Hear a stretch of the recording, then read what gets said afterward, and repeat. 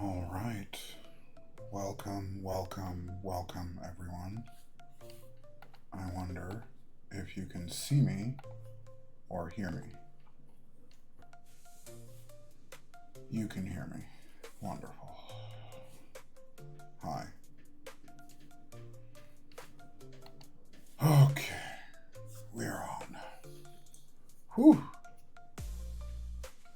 Sinister, Nana, Rufus, Penguin, Anomalous, and Hannibal. Good morning, good afternoon, good evening. Welcome, everyone. This is stream. Whew.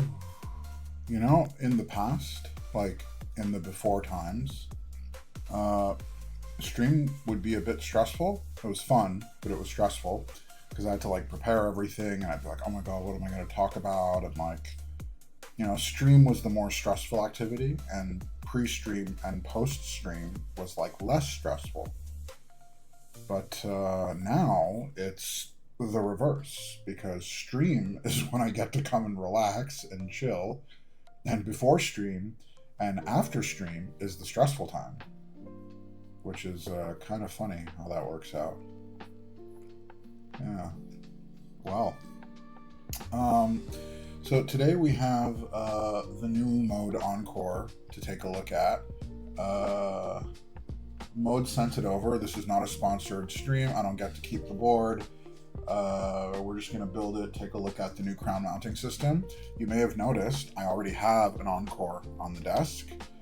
This is the Gen 1 mode Encore that Fifi's so kindly snuggling up to. Hi, Fifi. Are you sweet? Yes, she is. Fifi is sweet. Yeah. Okay. I forgot to... Let's do that. There we go. Okay. If anything weird happens, it's because Fifi, you know, smashed her head on the keyboard. And I was playing a game of Hearthstone the other day, and freaking... I was winning the game, and it's like one of those games where, you know, you're in the last final rounds, you put a lot of thought into it, you're like doing really good, and right as I was about to click something on the center of the screen, little Fifi decides that she wants to rest her head right there, and the menu pops up, and right as I'm about to click on the card, the menu pops up, and the concede button right under my mouse, and I go... bloop, right as the menu pops up, explodes the whole game. Oh, I wanted to yeet her across the room. She's doing it again. Hi, Fifi. Hey, Standard. Welcome, man. Or lady. Standard could be lady. It's fine. See, this is what she does. You see her here? She'll, like, rub her head up against the keyboard and cause all kind of problems. Right there. Hi, Mikey. How you doing? Okay, let's try to move you so you don't cause problems. Before we start today, I actually wanted to start off with a couple type tests. Two, actually, because there are two boards that I have built recently. Well, I guess three if we include the Encore, that I wanted to show you guys before we got started. This was the first one. It arrived earlier in the week. I've already rebuilt it a few times. Hi, Alan. Welcome.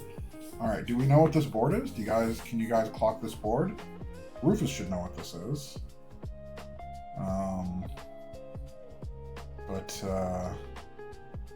Hi, Phoenix. How you doing, man? Phoenix should also know what this is. This is Glare 65.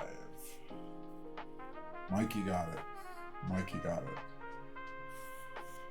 It is chunky, heavy, fantastic. I will say, how many reps? I mean, I could do a lot. I mean, it's full brass bottom, but like, you know, we got something behind,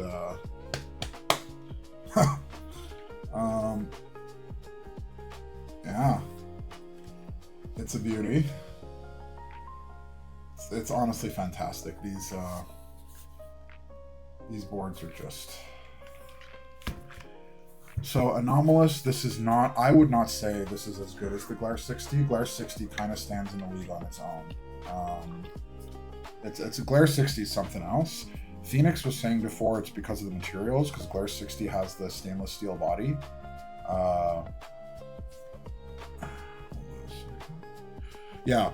Stainless steel body, which is like, yeah, so the build quality is fantastic. However, this is a top mount board with an aluminum top, brass bottom, and a stainless steel weight, whereas the Glare 60 is stainless steel body with a brass or copper weight. Mine is a copper weight. And the Glare 60 is insane. It's super bright, much brighter than this. It's also clearer. I don't know how else to explain it, but the Glare 60 is like crystal clear, whereas the 65, it's still good, but it kind of has, at least to my ear, a tiny bit of a muddy-ish quality to it. I would still call it an S-tier board, and it is by far the best 65 that I have.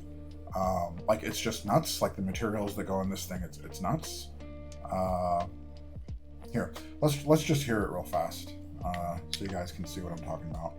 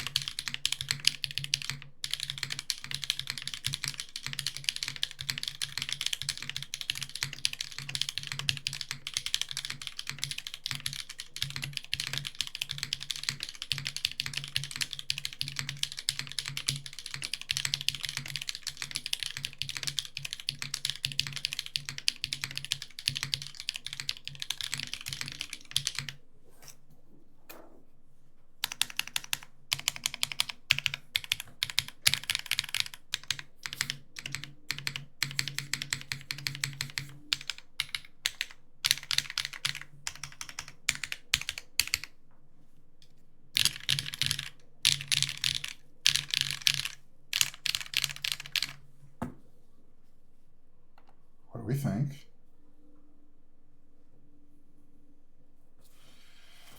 Nice switches. They sound scratchy in a good way. Good call. These are the Gen 1 Yu Ying by the Wing Tree Yu Ying tactiles. So they're the Gen 1, not the Gen 2 that recently came out. The Toreros are similar. The Toreros are brighter and louder. I'm still a big fan of these switches, and this is the alu plate. So like this board is like very, very solid. I don't know how to explain it, but like when you type on it, there's something like I don't know. Okay. Oftentimes, often top mount will have sometimes a bit of a vibration to the plate. Like I don't know how to explain it, but like it's not. I don't find it as common for a top mount board to have a super solid feel. Sometimes the plate like kind of vibrates or moves around a little bit. You can kind of feel it in your fingers when you type. But this thing just feels like clamped to the bottom case. Because like I think it's the build quality. I think it's because the tolerances are so tight that it just, I don't know, it just works so well. So yeah, big fan. And standard, I did not get the Manta. A lot of the cost of the Manta, the price of the Manta goes into the machining of the fin, like the curves and the stuff on the fin. And I like it, but I personally prefer to pay more for like materials and stuff. Like I'm not super big on like complicated machining, um, but I have been tempted. Like the drop that was recently done. Every once in a while, I pop up on Mac Market and I see one. Like it does tempt me. I just haven't pulled the trigger yet.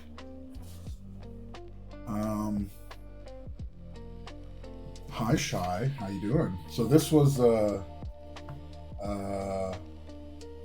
purchase that I made right after the Glare 60. I got the Glare 60. The next day I went out and I found one of these and I got one. By the way, for those that don't know, Shy does YouTube He does Switch reviews. Probably my favorite, maybe top two, like Switch reviewers. And the video that he did today, like literally like an hour or two ago on the Toreros, was very interesting. As you guys know, I was like a big fan of them, but it was interesting to hear Shy's take on them. So I'd suggest you guys go give it a watch. It was very cool because he has like a very, very good ear for sound and switches. And he really kind of picked apart what he didn't like about it. I thought it was super interesting. Okay. Probably Shy, you are, at least the only one that's like I've seen publicly talk about it in terms of content creators. But you have a much better ear than I do for like these kind of small sounds. So, okay, here is the next board that was built recently. Ooh. Doesn't even fit on the whole screen. I don't even know how to fit this whole board in. Huh? The problem watching Shy is that there's a good chance your wallet's gonna get hit. Actually, you know what? Shy is pretty good about being... Shy is very selective about the switches he praises. And so I would actually argue the best content creator to watch to protect your money is Shy. Because if he doesn't like I don't know, I think the dude was born missing something. Like, he has no need to please. Like, Shy does not want to please any person on this planet. If he gets something and he doesn't like it, he's gonna, look guys, I got this thing, and like, you know what? It fucking blows. It blows chunks, it's terrible, don't buy it. Or he'll get it and he'll be like, listen, I don't say this often, which he doesn't, it's a buy. Go out and get it now. So yeah, Shy, I would argue, is probably one of the best. If you want to save money, I'm probably one of the worst because I just like almost everything. Because I just want to buy all the freaking keyboards and switches. Hi, Elquan. How you doing, man? Oh, you missed it. Okay, hold on. I'll do it again. All right, keep an eye on the back of the board, okay? Oh, son of a bitch. There we go. Huh? Isn't that cool? Now, I know some people don't like it, but I'm a big fan of RGB. Now, this is the Class 100. It is a 100% keyboard by Studios. I want to do the type test first, and then I'll show it off. Now, this board is... I got it with an alu plate and a PC plate. And I loaded it up with Gateron Grayish, which are some of my favorite Gateron tactiles. They're very noisy, and I like noisy. But the alu plate was a bit too quiet and too deep for me. So I had a custom plate cut by Tom, which is what we're running in here. So this is a carbon fiber plate from Hype with Gateron Grayish, KKB RC759. Oh, this one gets me.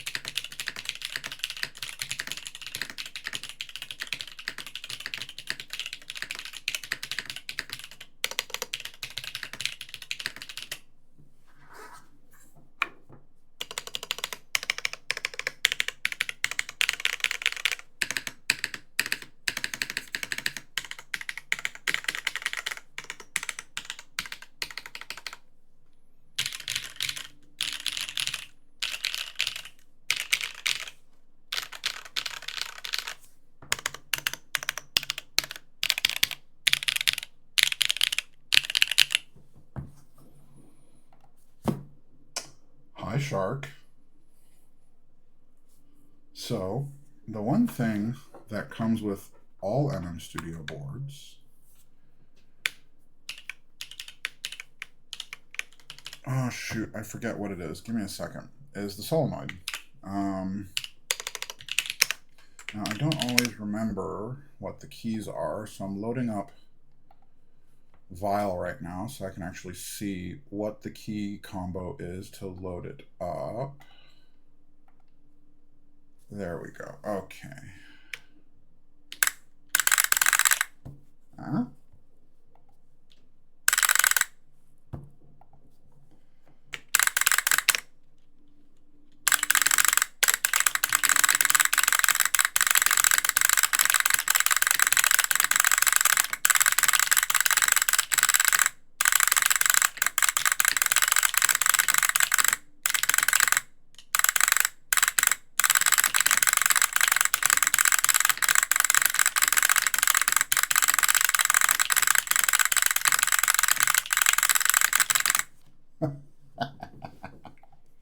Uh,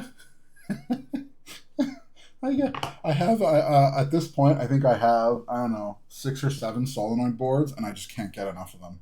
I have the class 60, the class 65, the class 80, the class 100, the command 65, the Smurv 80. That's 6.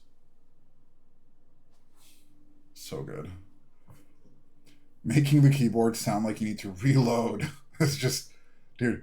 So, okay, hold up. Let me just show this off. 6, 7. I am the meme, Elquan. I am the meme. So, the board itself has a fairly simple side profile. I can't even show you all the back. So, it doesn't look like it has a big weight on it. But if you look inside, there is a giant internal brass weight. So, okay, let's get moving. Today we have a mode Encore to build. Now, I already have an idea of the switches that I want to use and the keycaps that I want to use. And this was the... this was sent over by Mode, by the way. This is not my board. It was sent over by Mode, and I don't get to keep it. It'll go on to someone else. I believe Mikey was the last person to have this board. He sent it to me, and I took a peek. He was kind enough to leave the stabs on inside, which is going to save us a little bit of time. Yeah, Shy. So this is the newest version with their crown mounting system. Mikey had it. It might be broken then. And I have the previous gen of the Encore, which is what we have up here. And time to redo the stabs. Everyone's taking a pot shot at Mikey. Poor Mikey. Okay. Let's do this. Now, I was thinking of doing a comparison of the Gen 1 Encore to the Gen 2, but I don't think we're going to do that. Mikey was trying to build his PCB upside down yesterday. Which board was it? Oh, the tofu build, huh? Okay. What are we going to need? We're not going to need any of those. Alright, this is crown mounting. We'll put this to the side. Okay. Here is our PCB. We'll put this to the side as well. Hey, Sama, I like the cardboard too, actually. In terms of packaging, I kind of like the packaging. My only request is a carrying case, but I think Mode stopped doing those a while ago. And I have enough carrying cases. I'm not taking all 50 of my boards to meetups all the time. And so it's not the end of the world for me personally to swap stuff around. But carrying cases are nice. Okay, let's put this away. Now they just need to make it a keyboard of cardboard. Yes, if they want to be environmentally conscious, they could make a keyboard of cardboard. So here is the new Encore. I love the look of this board. I wish I could have had the on-stream reaction to this board when I got it, because they basically have the same aesthetics. The primary differences are internal, not external. So we kind of basically have, broadly speaking, a very similar board from Gen 1 to Gen 2. I believe the differences are internal differences to account for the new mounting system. So the new plates and the new PCBs are slightly different. My Gen 1 also didn't have a carrying case, so both Gen 1 and Gen 2 came without the case. However, the Gen 1 packaging didn't have the nice cardboard that we have in Gen 2. It was quite different. If you guys are super curious, I could bring it out to compare packaging, but I don't think that's too interesting. I really like the colors that they offer in the new one. I took a look at them earlier. I think this is the... Shoot, what was this color called? Oh, man. I am the worst. Oh. I don't even remember what the color's called. Called it Black Sesame. That is the color. Okay. Yeah, so this is black. So we have the, I think walnut. I think it's walnut, I'm not sure. It's probably my color balance, by the way. My colors are a bit weird, so like if you look at the Mars Cadet, that's orange, but for whatever reason on the camera it's coming across reddish, right? So like my color balance is a bit weird. I do not have the best equipment, mostly because every dollar I spend, every dollar I spend on keyboards. So if I have $200 to spend, my first instinct is go get glare, not go get nicer camera. So, you know, this is the scuffed stream with scuffed equipment, so I can go out and buy glares. That's basically what we're doing here. Man, it is hot. It is hot. What the hell, guys? Rufus, could you please turn the temperature down, man? I'm dying. Oh, God. Now I don't want, you know what I want, Rufus? I want an ice cold clam chowder. I'll take ice cold clam chowder. Do you have cold clam chowder?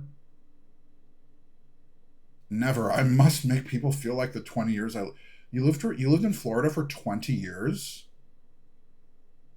Not gonna lie, that explains a lot.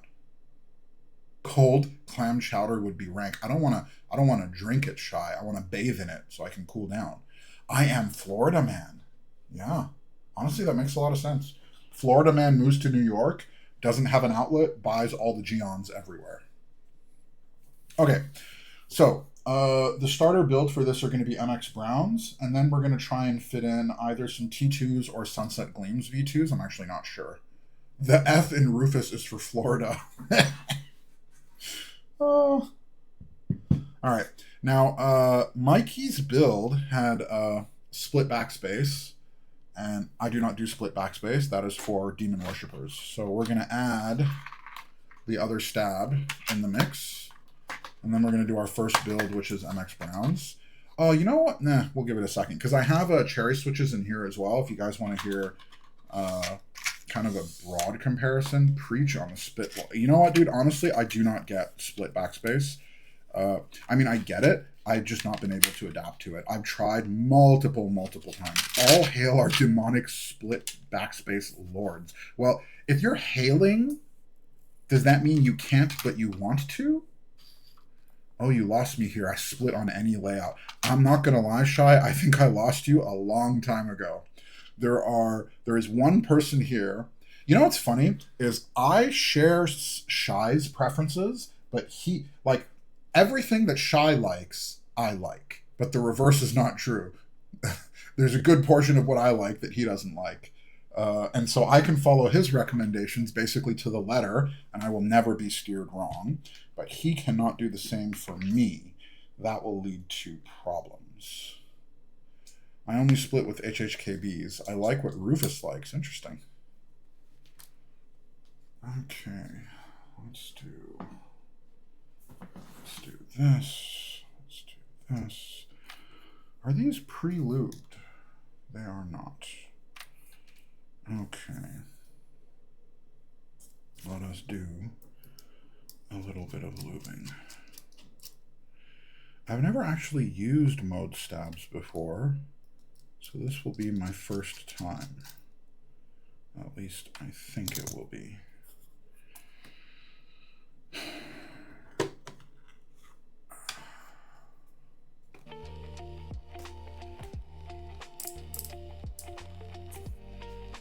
Split right shift I love. Yeah, well, split right shift I like on 60s. I'm not the biggest fan of split right on TKLs because I like to have win key on my TKLs. However, if I'm doing a win keyless TKL, of which I have 2 or 3, then I will do split right shift. Okay. Well, stabs are pretty good. Nice. I don't even have a split right shift on my corn. Yeah, but Elkhorn, don't you run your corn 6.25? Yeah, you do. Yeah.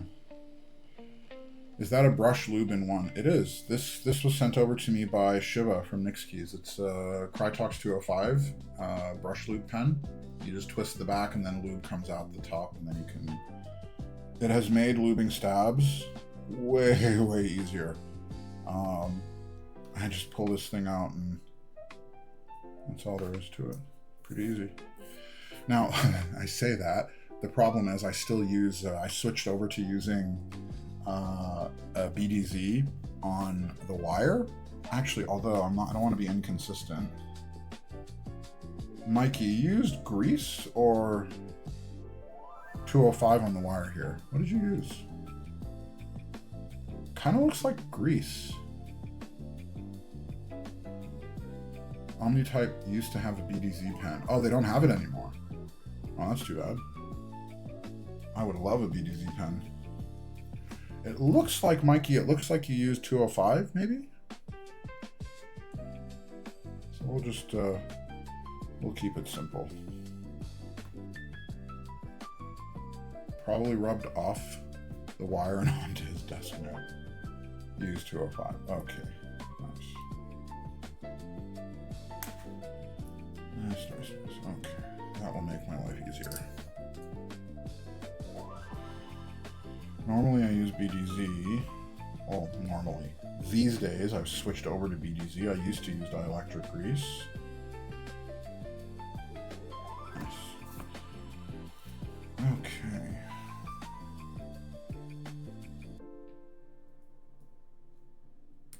All right. Good. Where did it go?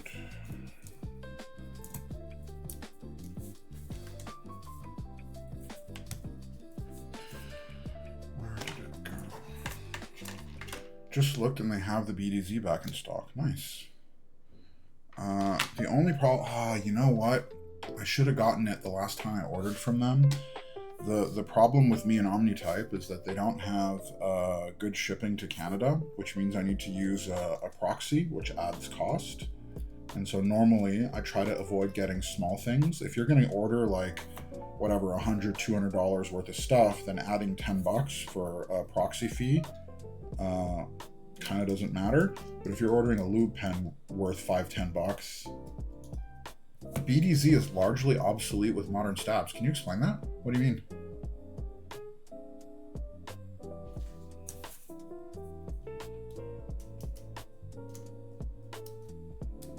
Because I still like to use BDZ on the wire, mainly because the lube doesn't migrate. So I can just put a little bit on the wire and that solves most of my problems.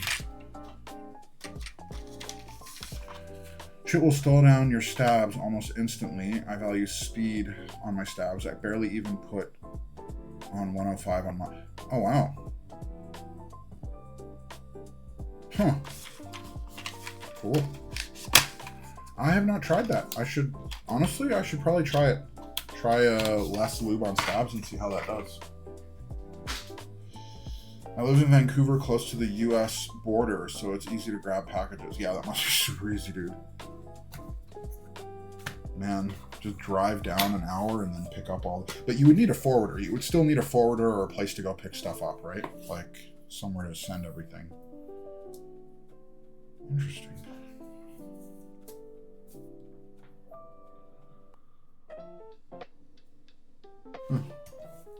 Plate looks different. Okay. So, on order today, we have first MX Browns, then it is going to be either T2 or Sunset Gleams V2. I'm leaning towards T2, but I'm open to Sunset Gleams if y'all are so moved. Can I please have your invisible azaleas? And they're out of stock now, so I can't even get them anymore. Oh, that is so funny. For those that were not here last week, I hallucinated a Switch that I don't have. And then we made a poll about it. And the azaleas won. And then I was going to use them. And then I realized that the Switch that I was thinking about was the Nezuko's, and I don't even have the azaleas at all, which was wonderful. I don't like T2, they sound thin. What spring weight did you get yours in, Mikey? Because I have the heavier spring weight, the 58s or the 60s or whatever, and it doesn't sound thin to me. I wonder how much of that might be a spring weight thing. I passed the T2, it was fine. So, okay, my problem with the T2 is that I like the natural sound of the Switch, but I have not been able to find a board for it. So the way that I do Switches in my own boards is I usually first load up the board with a Switch, and I'll try it out. And usually the first Switch I load it up with is not the one that I want to use it on. And then I'll do 3-3-3. I'll pick out like 3 different Switches, and then I'll do side by side of 3-3-3 until I can narrow down on a Switch that I think I'll like, and then I'll build the board with that. Hey, Joe, what's going on, man? Welcome. And so the problem is that the T2s often do not make it into a full build. That's my problem with the T2s, is I like how they sound, but I've always liked another Switch more than the T2s. So I'm kind of hoping, this board, by the way, has a bit of a unique sound signature. It has an interesting sound to it, where it's like quite, like at least the OG one, I would define the OG Encore as a bright, almost airy sound signature. And you know what, I'll do a quick type test to this before we do the new one, and you guys will get what I see about see what I mean about it. But it's like it's brighter, it's more airy, and that's probably because it's all alu. Like there's no copper, brass, weight, steel, whatever to it, at least the versions that I have. And so I was thinking for those reasons that the T2 might actually work with this board. So we'll see. It's that weird Key Geek plastic sound. You know what's funny? I hear a lot of people talk about it. I don't think I can actually peg what that plastic sound is. But I quite like Key Geek clack. You just kind of have to be in the mood for it. Because it does have a sound signature, which maybe is what you're talking about. What the fuck is a T2? It's what comes after T1. Oh, that's great. I do, it's plastic. Okay, yeah, that works. Yeah, I'm with Shy. Dude, lubing over factory lube. Honestly, lubing any Switch that is not cherry feels like a waste of time. Because usually, when you go out to buy a non-cherry Switch, what you're looking for is, or at least what I'm looking for, is a Switch that works out of the box, that has a distinct sound signature that I can play around with. Cherry requires work, you know it requires work, you're buying it because it's cherry. So if you buy an MX Black or whatever, you're buying it because what you want is MX Black. Whereas if you go out and buy, let's say, HMX, whatever, Enter 27B52, whatever the hell the name of the latest Switch is, you're not buying it because it's HMX, you're buying it because it is a new Switch and you want to try it out and you think you might like it. Those types of Switches, I just don't want to go through the effort of lubing. It's just too much work. I just kind of want to know what it's like, and if it's not good, if it's good, whatever, I'll try it out and then either sell it or give it away, and most probably give it away. That's all it is. What is the buying cherry you speak of? Never heard of that. Man, you cherry fans I find so funny. Because it's like you're so die-hard. You know what's funny is I like cherry Switches. I have a lot of them, but I don't see what you guys see in them. There are plenty of other Switches that I enjoy just as much in the clacky, scratchy category. In some cases more, actually. Like the Toreros I enjoy more than Cherry. Hey, Boxster. What's going on, man? Thanks for joining.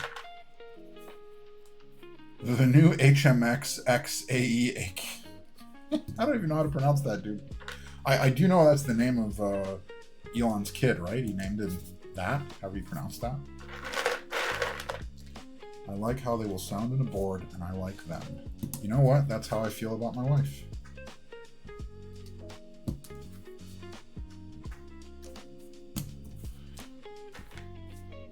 You would hate my corn build with him. I have very calm Cherry. You know,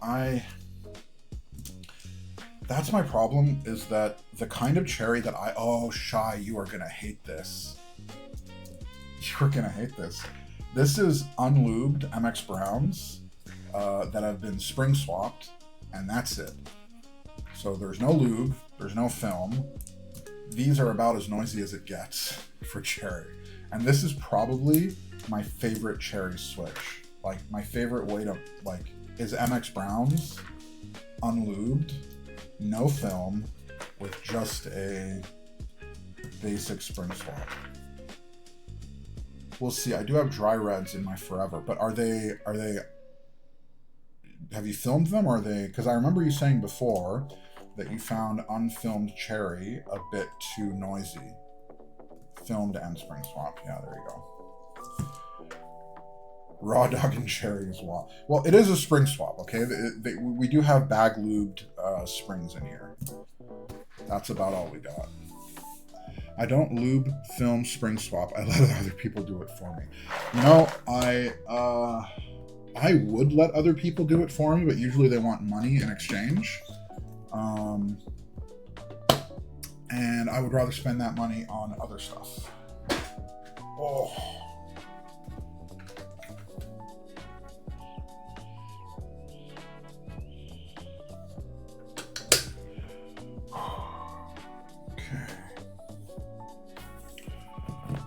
Alright, let's put this aside. Let's bring this out. One thing I'll say, I assume this is Anno, because it feels like Anno, but in person it almost has like a kind of, almost like a chalk to the texture. It's like there's almost like a matte finish, which is kind of nice, quite nice.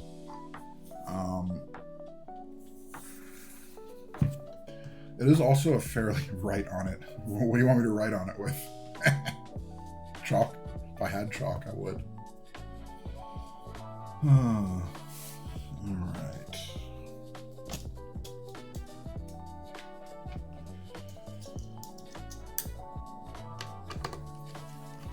Chalk, yeah. I don't have any. Okay. Let's do this.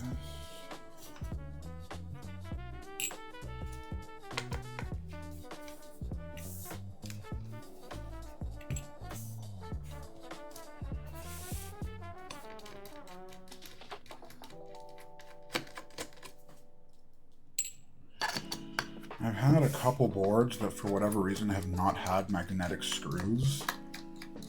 Like the Glare for whatever reason didn't have magnetic screws, and to have them back on this board is a very nice surprise. How's your kid, man? So my son is doing fantastic. Oh, he smiled at me for the first time today, which was very nice after 5 or 6 weeks of screaming. It was nice to have a smile. Very nice, actually. I think it was the first positive experience I've had with him since he's been born, because the rest of it's been him screaming for food. Oh, that's interesting. I don't know if you can make it out, but there's a tiny, tiny lip on the edge of the top frame, which I'm guessing helps with alignment.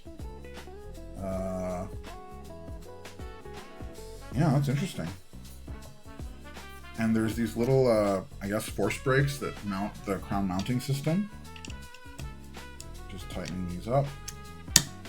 But yeah, for sure, it definitely looks like they've made quite a few internal improvements to this. Definitely looks different from the version I have. Interesting.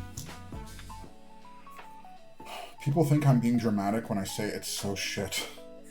Yeah, honestly, guys, like the first 5 weeks, this has been like, okay, one of my best friends up here, he would always tell me when I asked him what was it like, because his daughter is I think 10, 11, 12, and I asked him like, okay, what's it like? How is it? And he said, Naveed. Okay, hold on, I'll tell you. Wait. He would say, he would look me dead in the eyes. He would go, Naveed, the first 3 months was my personal Vietnam. Like, dead straight face. Like, he was not joking around. He was like, the first 3 months was hell. Like, that's what he would tell me. And I always thought, like, oh, he's being dramatic. It's not that bad. Yeah, it's hell, guys. The first period of time is hell. Because, like, here's the thing. You have this, like, little tiny human, right? And all they do is eat and poop and scream. Because when they're hungry, the only way they can communicate is by yelling and screaming. Like, obviously, they start off a little bit like, heh, but then, like, within, like, 2 seconds, it's like, they're losing their minds and they're going crazy.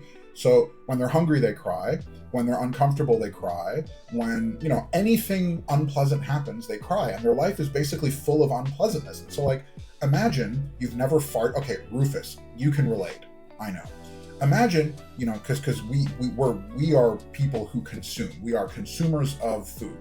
Okay? Yeah, there you go. I've been eating, pooping, and screaming for more than 30 years.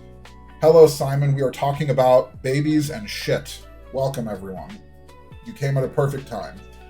Now, so imagine you're this, like, brand new human being, right? And you're new to Earth, and all you do is eat, right? And you just finished digesting a meal, and it turns out that meal has turned into gas, and you've never felt fart before in your life. And so what's happening is that you have this gas moving through your system, and it's uncomfy. It's like a little bit uncomfortable, this gas. And so what do you do as a baby when you're kind of sitting there and you're like, ugh, like as an adult, you just kind of feel gas and you're just like, whatever, that's not great. Well, as a baby, you lose your mind because you don't know what's going on. And now all of a sudden, so that's basically been the last like 5 weeks of my life. It's like the baby feels slightly uncomfortable and then just loses their mind, right?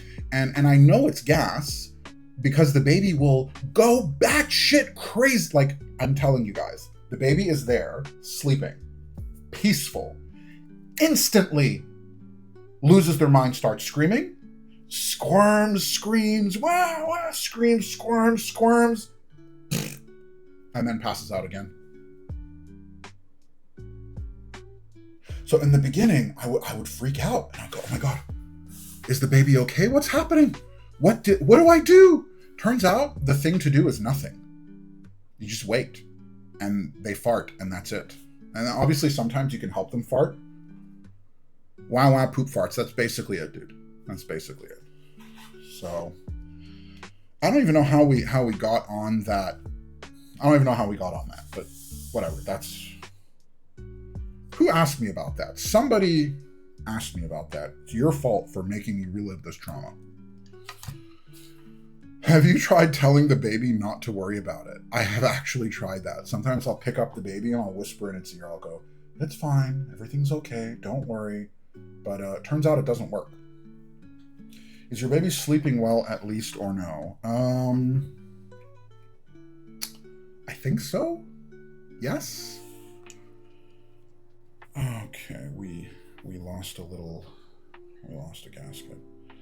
Side note, these crown mounting things are fun because I don't need a screwdriver to put them in. I can just kind of twist them in place, which is fun. PTSD is real. Yeah, dude. Like, I can feel it developing. Relive. You got a long way to go. It's going to be shit forever. Thank you, Shy. Whoops. I'm far from having a baby, so I'll worry about it like 5 years from now. Yes.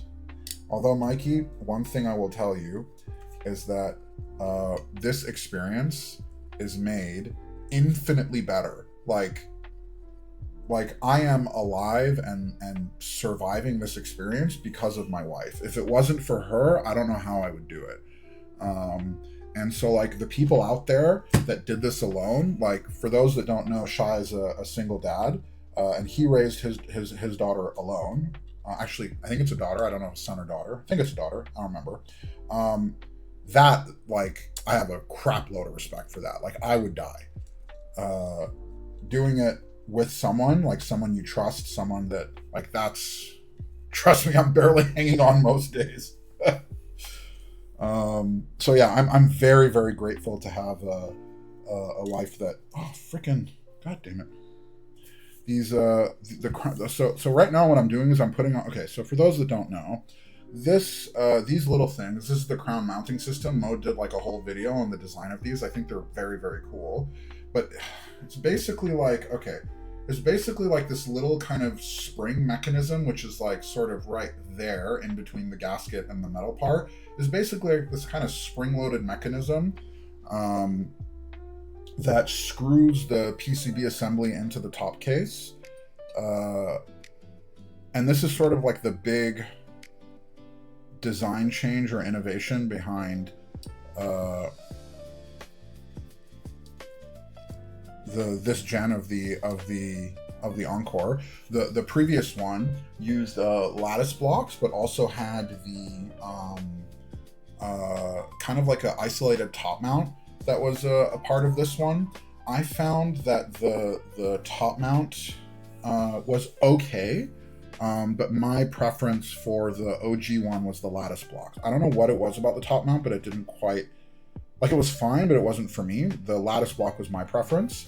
So I'm very curious to see how this one works. There we go. Yeah, that silicone on the mount needs to not fall off. Yeah, it was a little bit annoying just falling off, but once you get it, you get it. Wait, why is this similar to the Envoy PCB mount style? That style. No. So, I had an Envoy. The Envoy was not a top mount board. The Envoy was lattice blocks, right? Like it was like kind of gasket mounted. This is sort of like a top mount, except the screws that hold it in have these little kind of springs on them. It's a bit different. The lattice was, oh, you mean the two screws that held the PCB into the bottom case, right? That was a bit weird. I don't know what the deal was with those.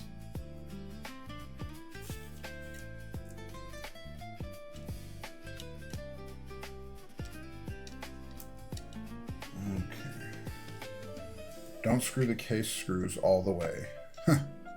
Lattice blocks are nice, but sunk in after a while. If they could solve that, it'll be perfect. Oh, interesting. Yeah, so this board I actually haven't had for too long.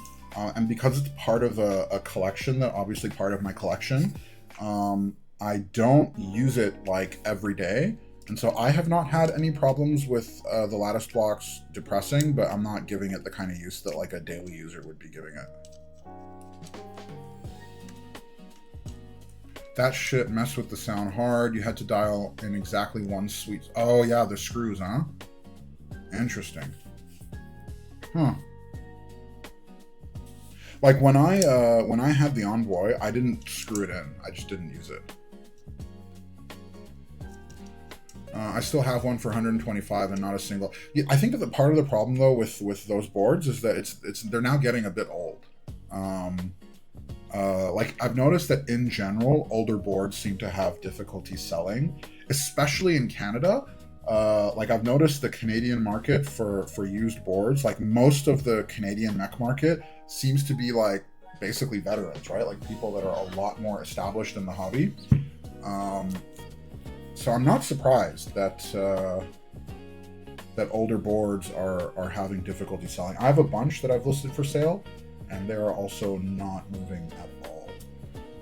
It's only the prestige boards. Honestly, the Canadian market is very, very tilted towards like the higher end enthusiast.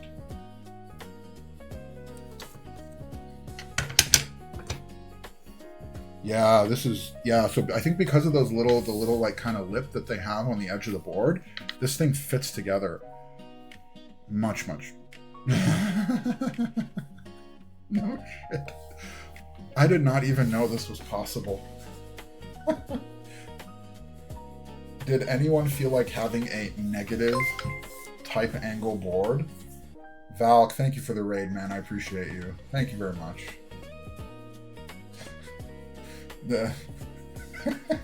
So, what do you think, guys? You want to build a negative typing angle board? I didn't even know that was possible. This is like Mikey building upside down. Yeah. Oh. Okay. How was the, I don't know, Valk, if you're still around, how was the stream, man? I saw you were doing the OF1. How'd it go? How was the board?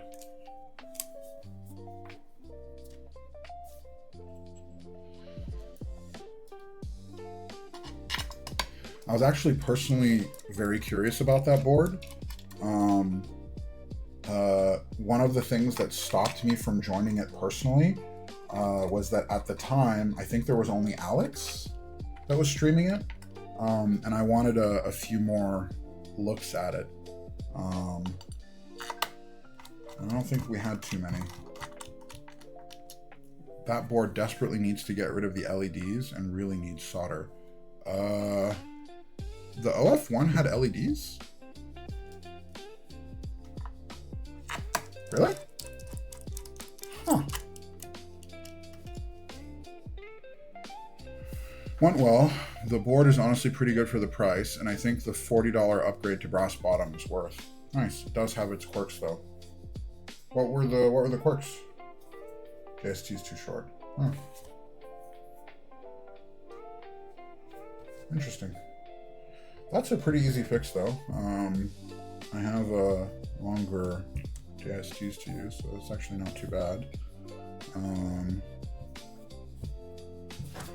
Okay, and I think top mount needs the case foam. Sounds a bit hollow.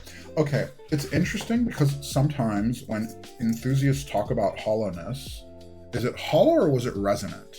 Because I actually like a bit of resonance in my boards. So if it was just a bit resonant, like kind of a pleasant-ish resonance, it's actually not too bad for me. Yes, Mikey. Yeah, I mentioned JSTs are pretty easy to source. What did I forget? Did you notice you forgot? What did I forget, Mikey? Oh, son of a bitch. Huh? Yeah, you're right. I did not notice that. Easy fix though. Thank you, Mikey.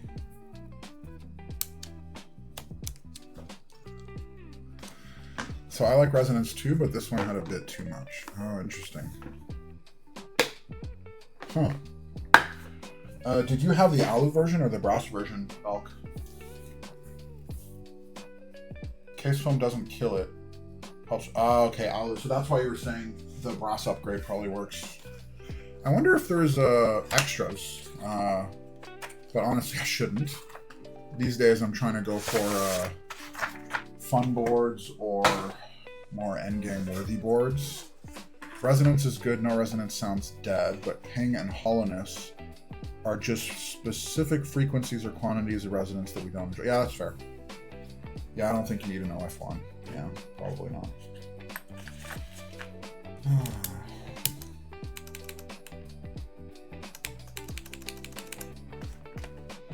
DY mentioned there should be some extras available. Well, shit. Maybe I'll impulse one. Oh, I am a sucker for a good impulse. Interesting. There's definitely more flex to this than a regular top mount. I'm very curious how this will sound. It's a good pickup if you want a classy looking 60 at a decent price, but not something you need. Oh, man, that glare freaking ruined me.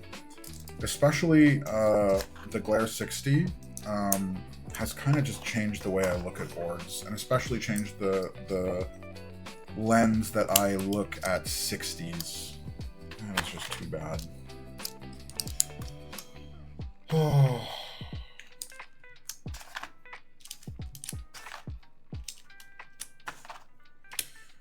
New one is cooking up so many projects. I'm honestly excited for the 60. The Mikey, do you know the price point of the TKL, the one that they're working on? I'm a really tough place now for 60s. Yeah, because Shy, you have the corn, right? Yeah. Yeah, you have the corn. Yeah, you have the unicorn, and you have the Glare 60. It's gonna be tough for new 60s to come in and impress you when you have both of those. Oh. I have Cloud 9, Glare, Corn. The crappiest 60 I have is a derivative. That's nuts. Classic D will be around the 500 USD range. Oof. And I like the derivative. Yeah, man. I don't know. I don't know with that collection. It's just, you know what? Part of the problem is that you get to this place where you get glares and unicorns and you start getting all these like premium super top end 60s, and it kind of doesn't leave you a lot of space to experiment, because it's like, you know, it's always going to be worse than this thing you already have. Kind of takes the fun out of it, doesn't it?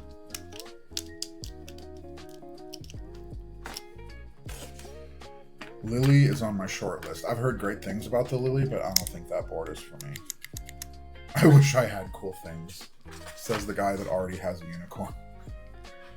This is the year of 60s. Dude, Flip, both this year and last year. I feel like we had a lot of good 60s last year too, dude. Last year we had Pangea Mini, Oblique was last year.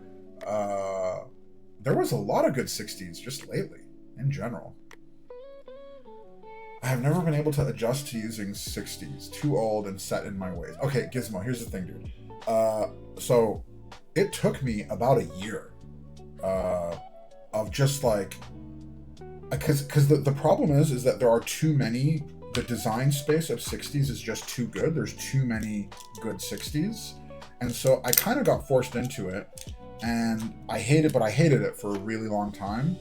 But I don't know. After about a year, now I love them. I think with 60s, if you're not used to them, if you're coming from like full sizes, which is my background, you just need time. And so the way that I kind of did it is that I would run 65s and TKLs for work and 60s for gaming and after work, when I didn't need the arrows quite as much, and over time I just acclimated.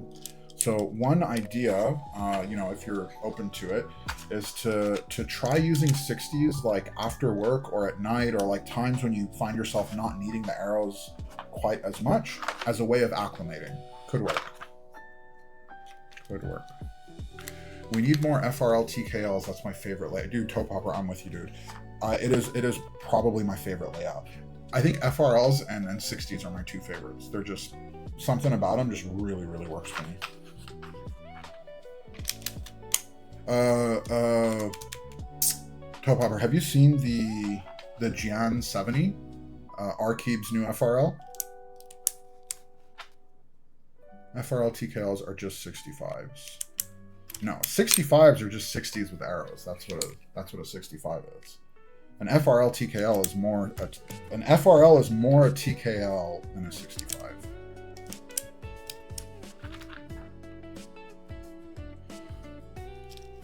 '75 started, 65 was next. Then I realized I didn't need the arrow keys very often. Then I got my first 60 and never went back. Yeah, you know what's funny is I kind of went the same direction, sort of. These days I'm mostly using 60s, and I think I have more 60s than anything else.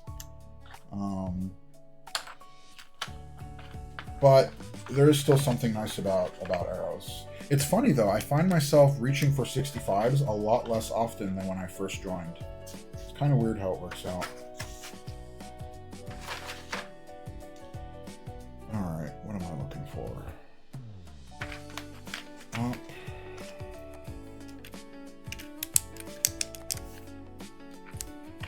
Down.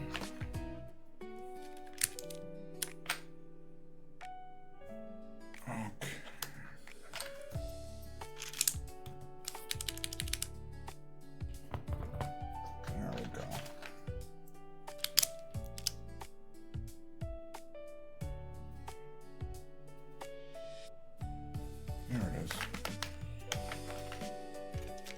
Okay. Nice. F165 will be my next. Honestly, Mikey, I think the F1 will be my next 65 purchase as well. The F165. I just don't know when that thing is going to frickin' drop, and it makes it so hard to frickin' plan budget when you're on frickin' Geon timelines. For my 60s are aesthetically pleasing and 65s are functionally perfect. I love them both. Honestly, that's a good point. The one thing, there's something about a 60 that the size and placement of it on my desk that I'm just a big fan of.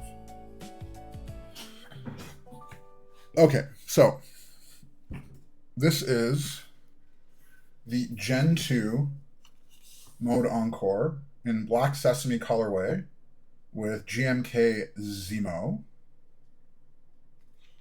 All right, with MX Browns. These are unlubed MX Browns.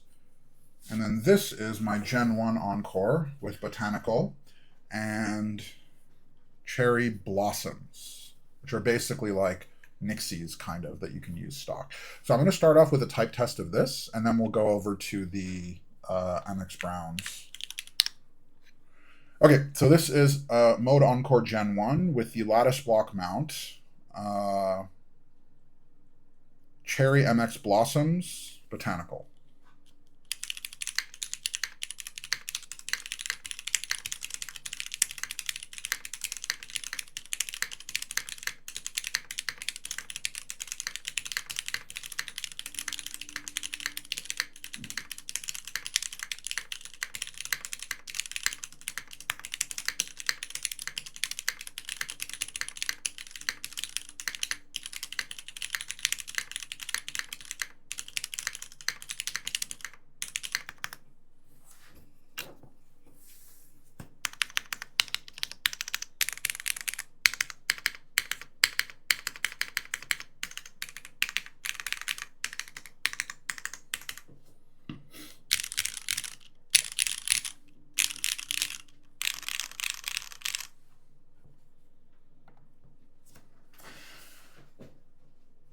No, the blossoms are factory lubed. These so these cherry blossoms are like factory stock. Like I did not touch them or mod them at all. So these are factory cherry blossoms.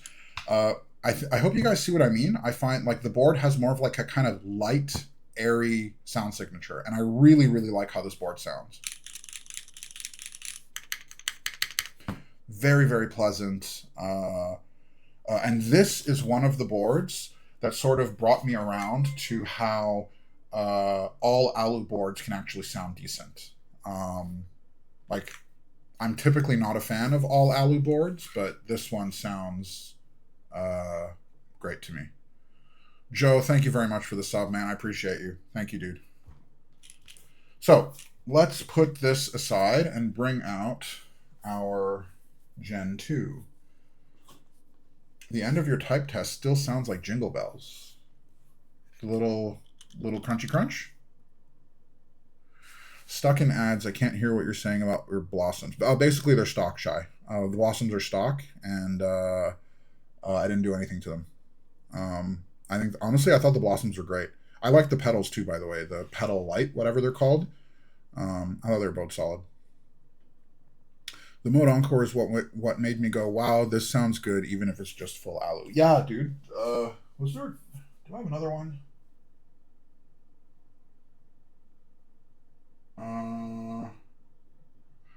The other board that kind of got me turned around on full Alu a bit was Gray Studio boards. I have both the Macross 65 and the Infinite 70. They're both all Alu as well, and they don't sound too bad either. I mean, they're not S tier, but they sound pretty decent. To be fair, I think these boards sound much better. Palm plate, though, is much better on the Encore. Really? I was okay with blossoms, a tiny bit light and thin, but ultimately would pick blacks over blossoms, but they were fine. Yeah, I mean, I think you and I are a bit different, though. I really enjoy variety, and so I like that, I have different switches with different spring weights and slightly different sounds. Like, I would agree that the blossoms are a bit light and thin relative to MX Blacks, but for certain builds, I dig them. Okay, So this is the Gen 2. This is using their crown mounting system, which is basically top mount that has these little kind of springs behind the screws. Let's see how this sounds. This is with my stock unlubed MX Browns that were spring swapped with an alu plate.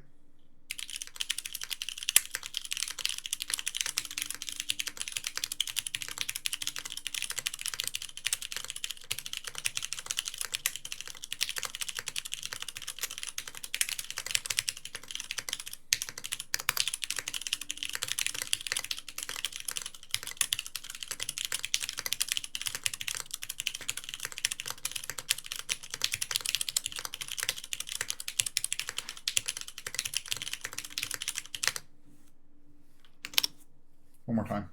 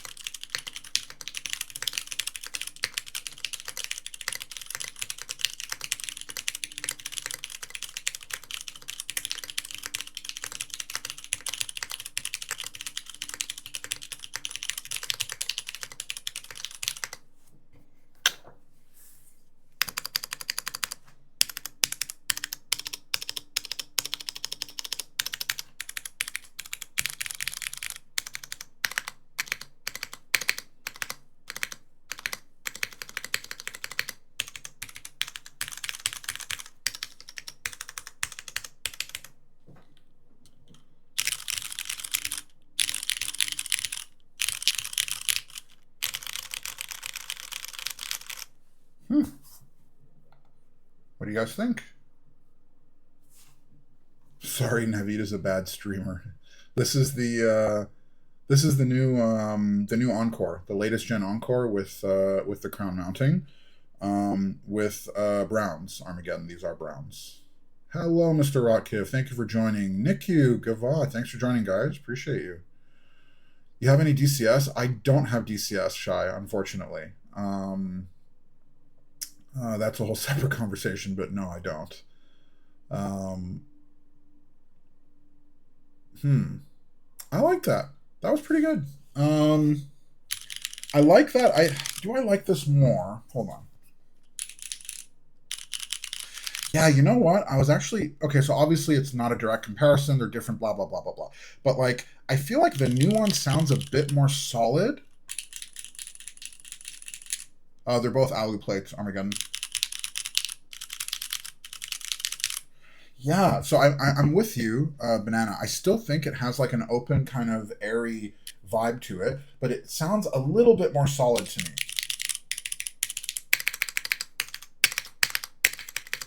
Yeah.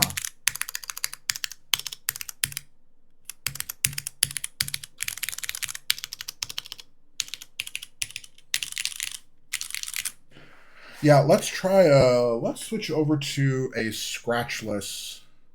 Actually, we're gonna do this I don't know if the spacebar matches the alphas.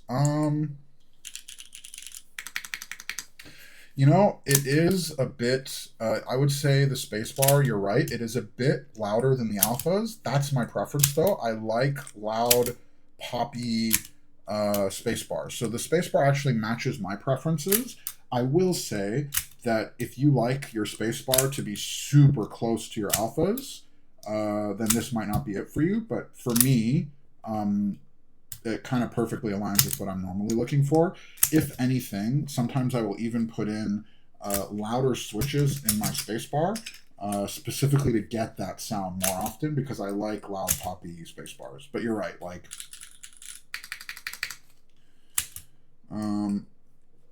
Blossoms versus MX Brown is fine. I can hear these are solid enough. Okay, awesome. Do you have any darker caps? I do, NICU. I do. Of course I do. Yeah, this is the Gateron keycap puller Armageddon. It's really nice because you can basically just pop it in, pull the keycap off, press a button on the top, and drop it. It's a great way of, like, I had a really nice keycap puller from Switch Puller. It's Artisan keycap pull maker. They do these like beautiful wood resin keycap pullers. Man, I just don't use it because this is just so convenient. It's so fast. You just go in and pull everything out. It's great. Pardon the ignorance. Why do some switches have fake scratch and others don't? So I think, Alan, that's more of a naming thing than anything else. Essentially, when we say fake scratch versus anything else, what we're basically saying is cherry versus non-cherry. I think that when people talk about real scratch, what they're talking about is basically cherry switches and the scratch that comes with cherry switches. I don't think there is any other switch out there that an enthusiast will say has real scratch. Like you go to any of the modern kind of cherry imitation switches, any enthusiast would say those are fake scratch. And I think that the reason that they are fake scratch, or the reason they're called fake scratch, is because they were engineered to sound scratchy. It is not a natural characteristic. So with like cherry MX switches, I think, and I could be wrong here, but I believe those are just kind of the natural qualities of the materials and the mold that they have. Whereas a lot of the competition that you see out there, they went out there to try and engineer a scratch sound that imitates the cherry scratch sound, which is why you'll hear people say fake scratch versus real scratch, because it's essentially a company trying to achieve a sound profile that is similar to cherry scratch, which is where imitation comes from. At least I think. Yeah, Shai basically said what I said in like 5 words, so thank you, Shai.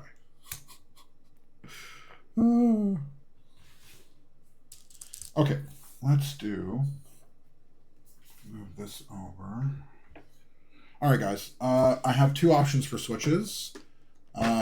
Sunset Gleams V2, which will be a clean clack, and then we have KeyGeek T2, which is, I guess KeyGeek, but it's has a bit of a kind of fake scratch to it. And I was going to say first person to vote wins it. Phoenix already dropped in with Sunset Gleams. So there we go. Sunset Gleams it is. Okay.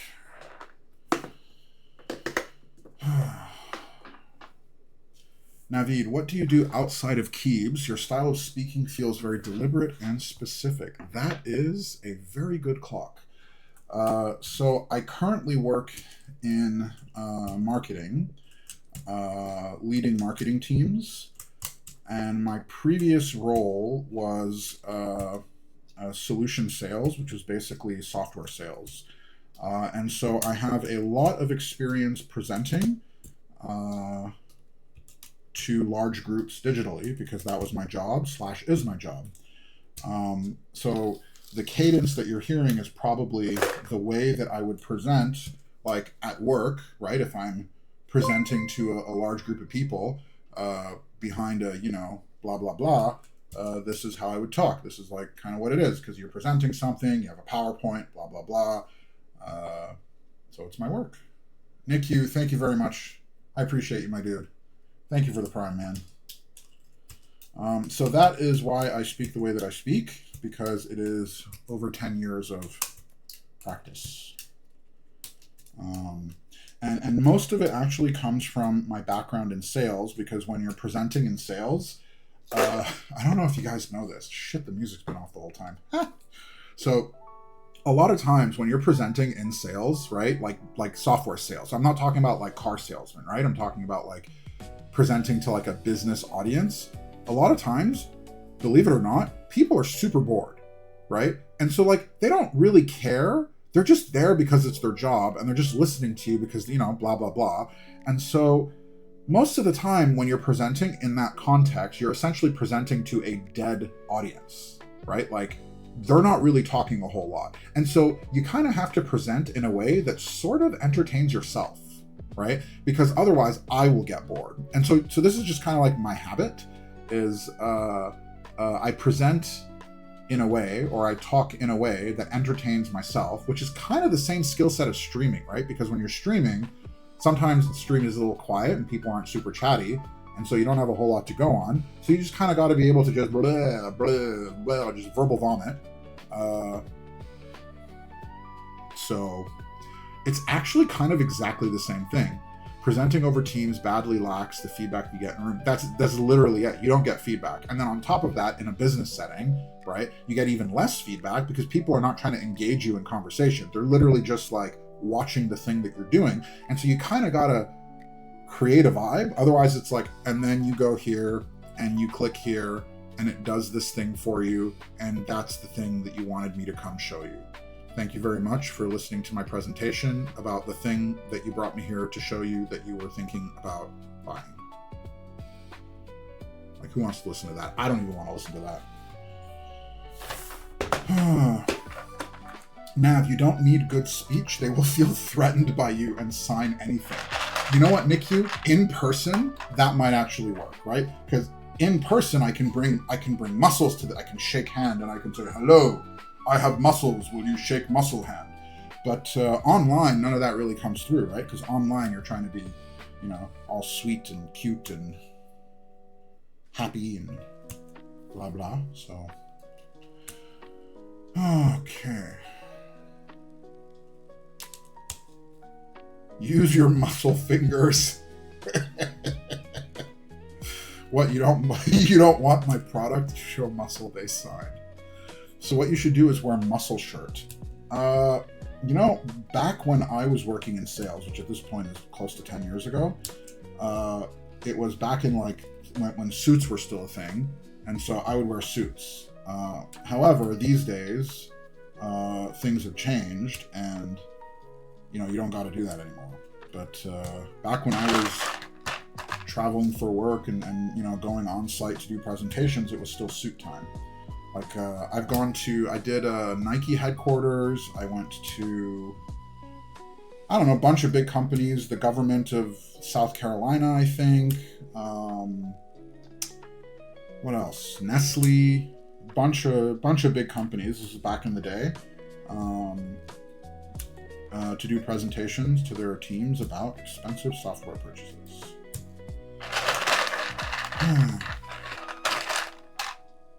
Teams meetings only get interesting when one team tries to point fingers and then an executive director has to chime in saying, excuse me, that's out of line. Then you have 10 people arguing. That's the juicy stuff. I turn my camera off so I can watch and snack on sun chips. I think you and I work in very different industries, Rufus. I've been working in tech for the last 10, 15 years. That kind of aggressive stuff happened one time.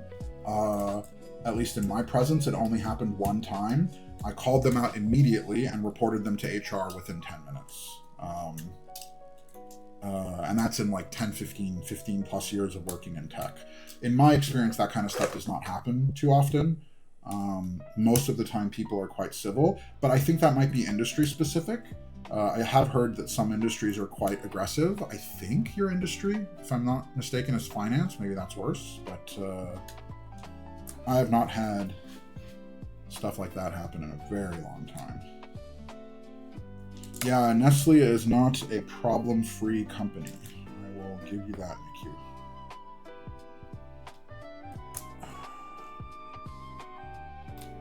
Okay. I do love my Sunset Gleams V2. They clack very nicely. They do. I think I actually got these on the back of Shai's recommendation as well. Oh man, this new Tom Holland workout. What's the new Tom Holland workout, Mikey? Are a lot of tech guys you work with introverts? Because that's what I think of. No, I mean, it depends on what you're talking about. If you're talking about developers, then yes, developers do tend to lean towards introverts. But I work in marketing, and a lot of the rest of the org is just normal people. So like if we're talking like, you know, the tech industry, but we're talking about other functions, then it's just, shit.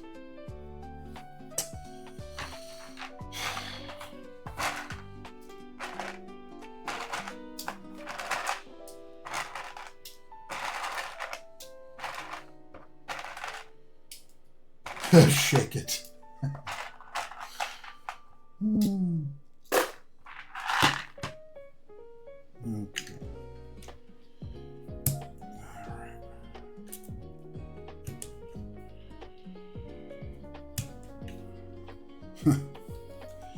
5 pull-ups, 10 push-ups, 15 squats, 20 minutes, no rest. When you say 20 minutes, no rest, do you mean just like back to back to back? You just do that on a loop? Because that's brutal.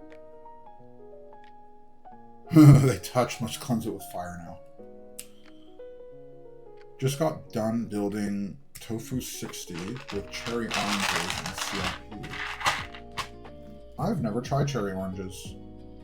I want to, but I was told they are basically just browns with slightly different stems. Is that true? Or are they actually different?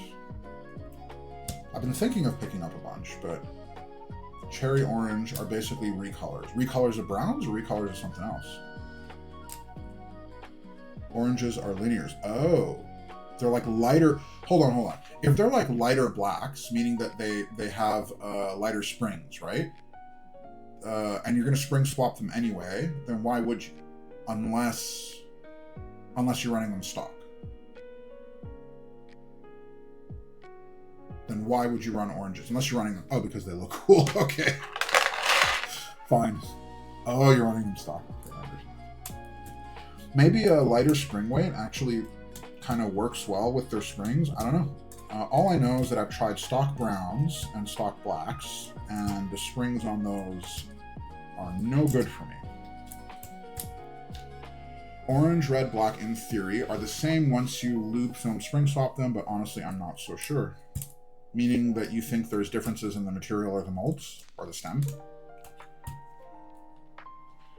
55 grams makes it exactly 5 lighter than classic cherry, slightly heavier than red. Huh. Yeah, interesting. You know what's funny? After all the keyboarding that I've done, I love how there are still pockets of the hobby that I don't know anything about. I love that there's still switches, cherry switches for me to try. Speaking of which,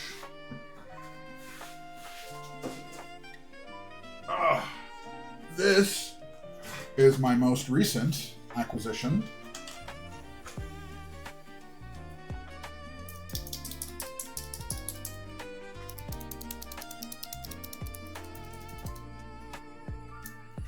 MX Blues. For those that don't know, I have entered my clicky era. And I have a bunch of MX Blues, MX1A, OG MX Blues, that we are going to be playing around with. Blues in the big 2026, yes sir. I have gotten obsessed with clicky switches, and that's kind of what my future has. I have a bunch of them on the way. These guys I'm going to mod. I'm going to spring swap them, and we'll throw them in a board. We'll see how they go.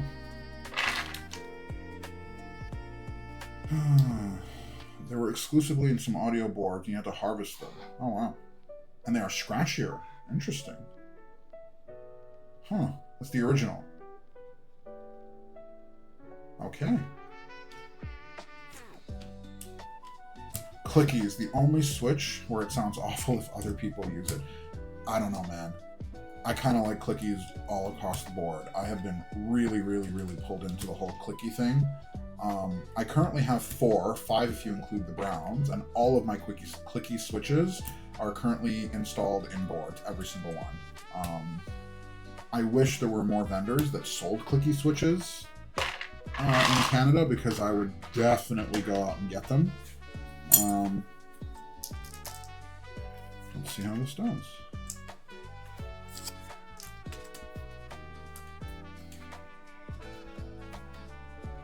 Did you hear? Give me a second, guys. I heard some crying. 1 second.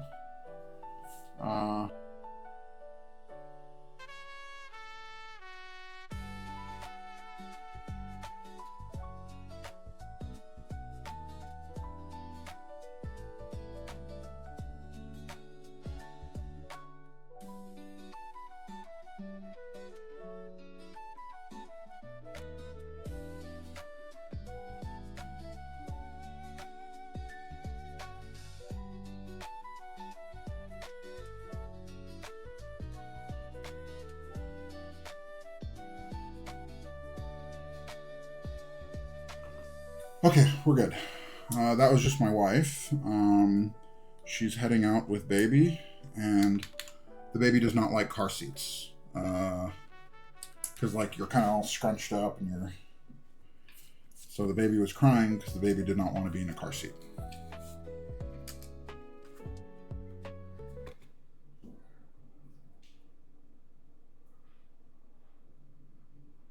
Were you able to hear it? Did you hear it? No, it stopped. It stopped.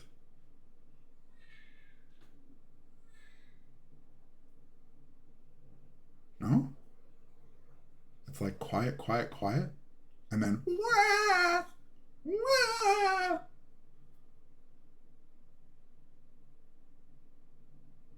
Yeah, they probably left. Oh. So, yeah, Shy. My wife loves going out, like on little adventures, just basically just leaving the house and going places. So I believe she's going to spend some time with her mom and one of her friends, and so she's taking the baby to her mom's house. So I do not want to leave the house ever, but my wife enjoys it. Actually, these days, the only reason I leave the house is because I want my wife to be happy. And so I leave the house with her to accompany her on one of her adventures because it makes her happy. That's basically the only... Ooh. Phoenix, I think you made a good call.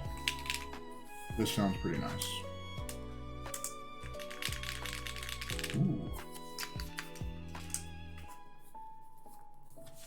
Well, that's not so bad. She can take a break and hand off to Grandma. Yeah, basically. The only challenge is that they live about 40 minutes away, and so she has a little bit of a trek to get there, and so you speak as if I make bad calls. Well, I mean, you do have a preference for Win keyless boards, so there's one.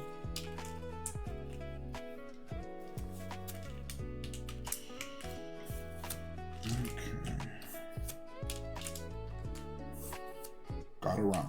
No worries, Joe. Thanks for stopping by, man. I appreciate you. Okay. Oof. I really, really, really like these switches in this board. Well, I mean, I've typed on them like, whatever, one key. But so far, early indicators are very positive. You know what's funny? For Lumen, so few win keys. Really? What's the percentage?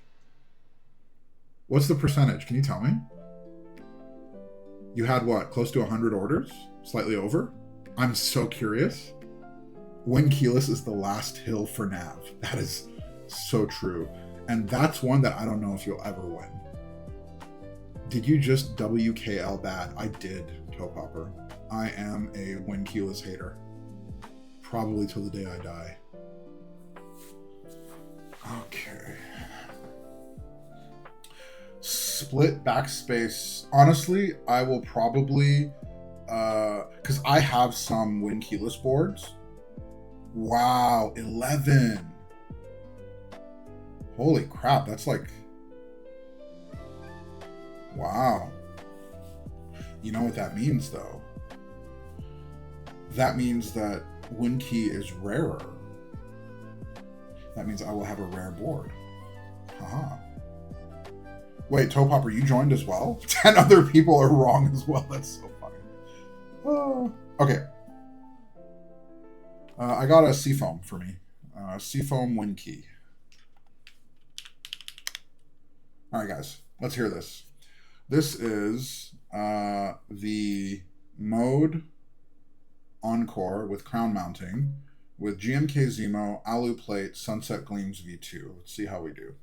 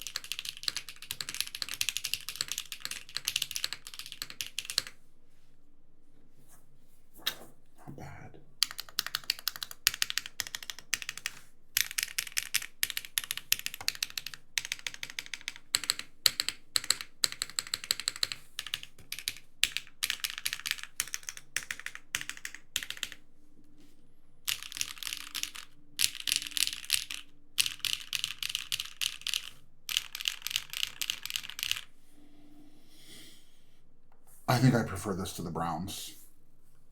I really like this.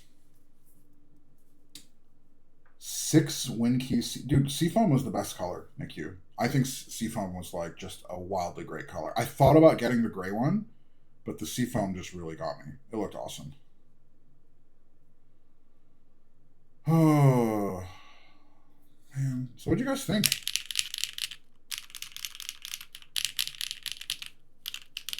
Yeah, the taupe was really good, NICU. I really enjoyed that one.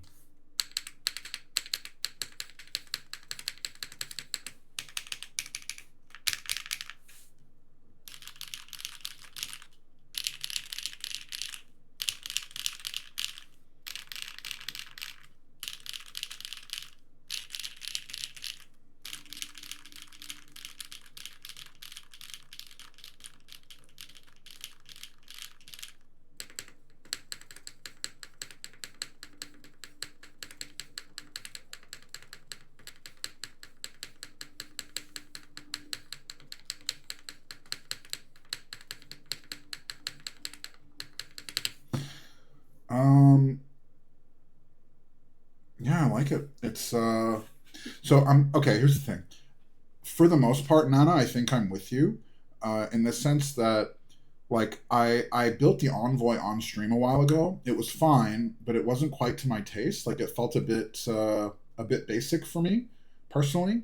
I had the Sonnet for a while, the OG 2021 Sonnet. That was Phoenix's old board.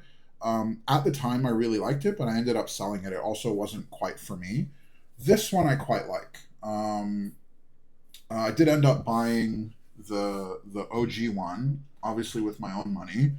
I do think that the new mounting system is definitely an improvement. Uh,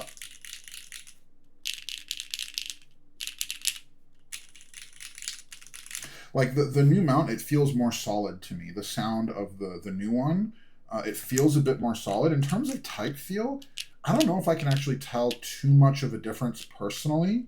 I don't find that I'm that sensitive though to differences in type feel. Like when it comes to sound and stuff, like there's like a threshold that I think I need stuff to be past. Otherwise, I don't notice it. So like that's why like when it comes to switches, for example, like my ear is just not as sensitive as someone like Shy.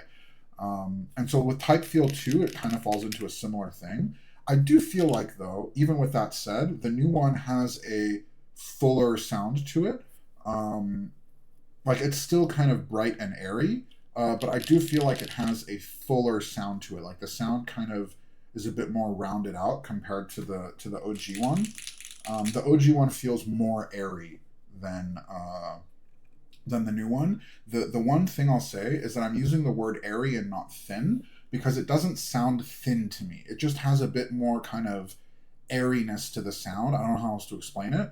Whereas the new one sounds a bit fuller to me. It's fairly simple, like a bit more of a rounded sound, which I think comes from top mount, but also adding a bit of a like I think it's basically kind of the flex of the spring that they've added that allows maybe the plate to resonate a bit more, maybe or less.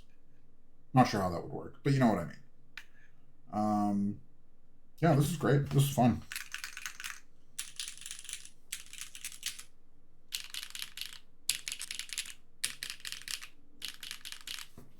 Let's do. I'm curious. Again, I know this is not scientific, but I want to do a little 1, 2, 3 on the old versus the new with the gleams, because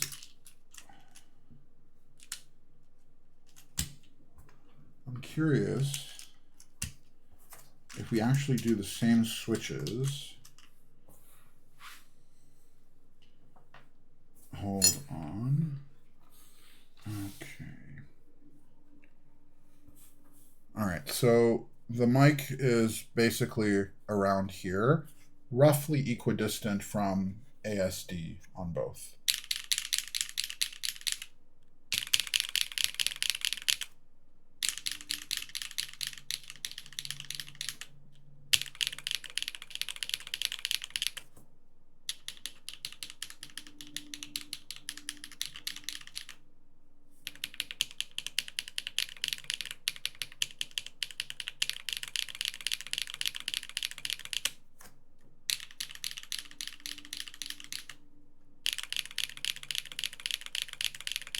Yeah, this one sounds a bit rounder, a bit deeper to me. This one sounds a bit more airy, bit lighter to me.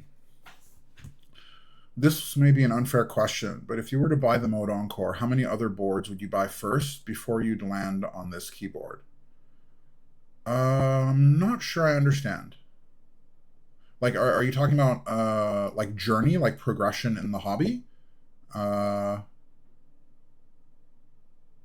or like yeah, I'm not quite sure I follow. Yeah, Shy, I think you're right. I think it's a bit deeper, but also a bit rounder to me. Like it sounds a bit more full.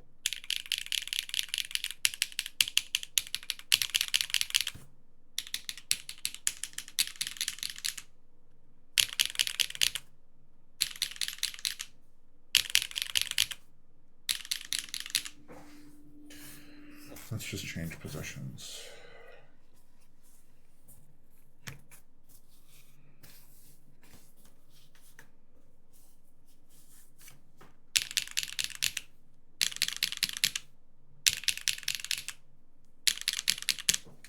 All right, guys, give me. Let me try and bring the mic even closer. All right, hold on. I'm going to try to move the boards so they're right under the mic. I'm going to try to get as close as we can. All right. So the mic is right here, roughly. Okay? Right above here.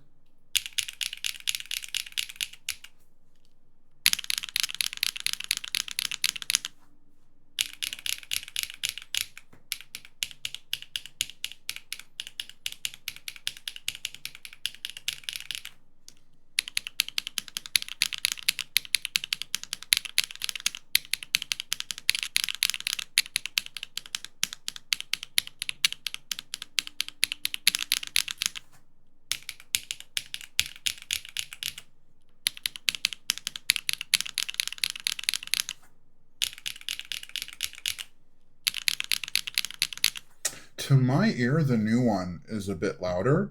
The old one is a little bit brighter, but it's still a bit airier. I think it is mic placement making. Yeah, for me, this one is definitely louder. Here, hold on a second. Let me try something.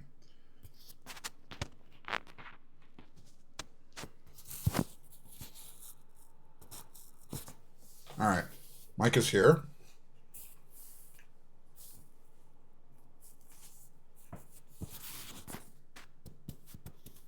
Picks up noise from here.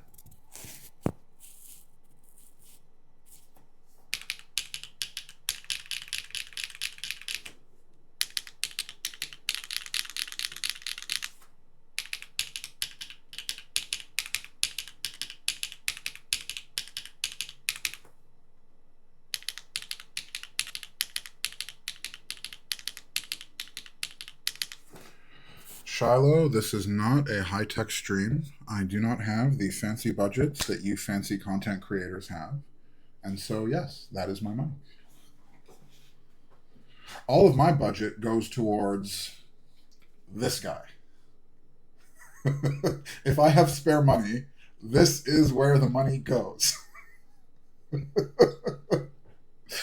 Unfortunately, the money does not go here, and the money does not go here. It does go here, though. Wait. It goes here. Wait. It goes here. To these guns. Oh. I mean, I'm not going to argue that's money well spent. Exactly. You know what, Shy? The second I start making Alex Odos, you know what? Not even Alex Odos. The second I start making Sterling money, Odos money, you know what? Even Shyla Cutis money, I will upgrade my setup a little bit. But while I'm in the $50 a month category, I'm going to put my money into keyboards. Can we get a glare type test? Yes, sir. Yes, we may. Let us swap our things back. Give me a second. And then I will do not just glare 65, but we will also pull out the glare 60. Ooh. Phoenix, are you still here? Yes, you are. You all make money from streams. Oh, that's so funny.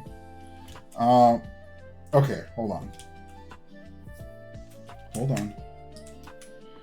I will bring out... I'm actually very curious, Phoenix, what you think about my Glare 60 build. Very, very curious. All right, let's put this back. Let's put this to the side. Give me a second. I will bring out 60, and we will type on it.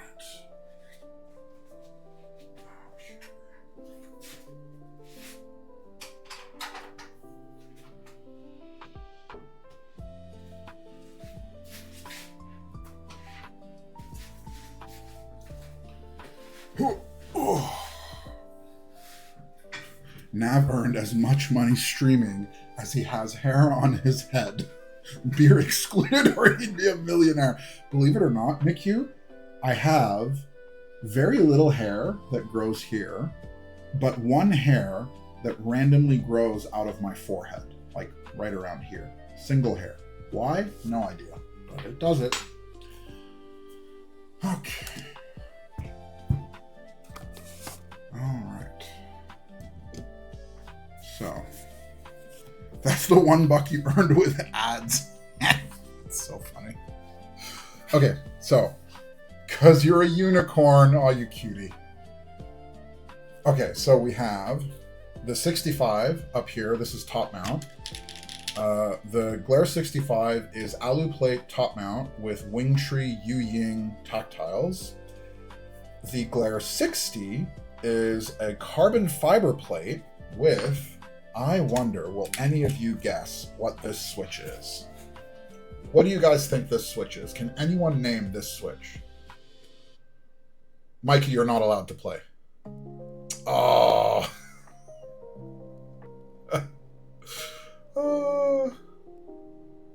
Actually, no, Mikey, you didn't get it, but you're not allowed to play. Oh, Mikey, yeah, you got it. This is the Key Geek Avalon.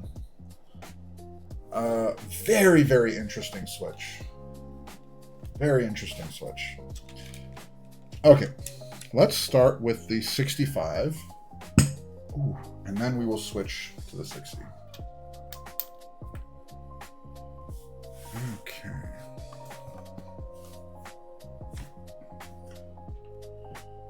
All right.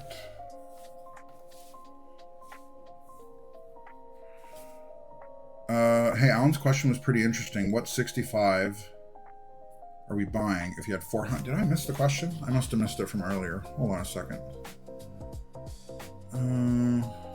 Where was it? Oh. Yeah, if you had $400, what keyboard would you buy in order of importance? Oh. Okay. That is an interesting question. Okay, we have a visitor. I'm gonna have to make some space.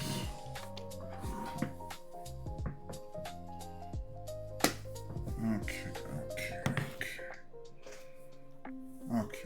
Hi, Fifi. Hi. Come. Hi, Fifi.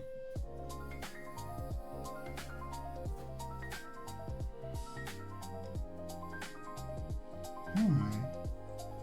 Hello, Fifi. You want to show people your cute little face? Come on, show people your cute... No, okay. No showing the face. Got it. Okay. So, Alan, here's the thing. I think that the hobby has different bands based on... Like, okay, so for sure, there are different bands of boards in the hobby. And Armageddon, yes, they're both raw, both the 65 and the 60. So depending on what stage in the hobby you are, I think the answer to that question changes. So for example, a year ago,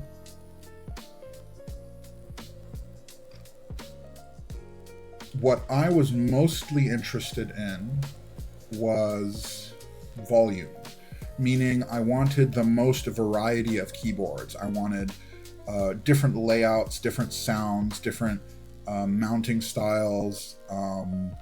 And so I was going for breadth of coverage, quantity over quality.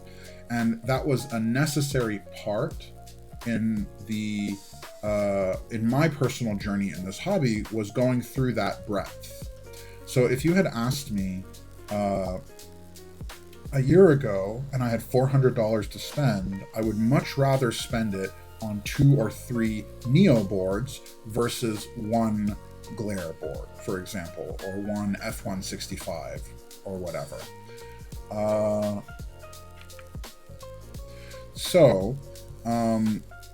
My answer now is very different than the answer that I would have back then. And I don't think either answer is wrong. I think the answers are right depending on who you are, what you want out of the hobby, and where you are in the hobby.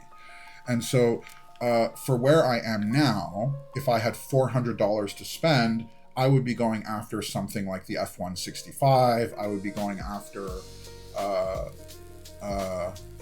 like higher quality end game kind of level boards. Whereas a year ago, I would be going for what I would consider to be kind of good enough boards that allowed me to experience more different kinds. So like the Neo 65 CU, whatever, like basically quantity over quality. So for me personally now, I'm going for more endgame level, which is, boards that I think are at the top of their game, basically. Hey Hector, thanks for joining, man. We looked at the mode Encore today. This dude. This is the Alu version. It's their new crown mounting system. Very, very fun board. We compared it against the OG Encore, because I have one of the Gen 1s in my collection. Yeah, it was very fun. Long story short, the new one has a, to my ear, fuller, slightly louder sound profile. The crown mounting system is kind of like a modified top mount, so it sounded a bit fuller. The old one was a bit airy. I loved the old one, and from a sound perspective, I think the new one's a bit better in terms of sound, just because it's a bit louder, a bit fuller. Kind of lines up. I'm in the get rid of DN boards phase. It's hilarious.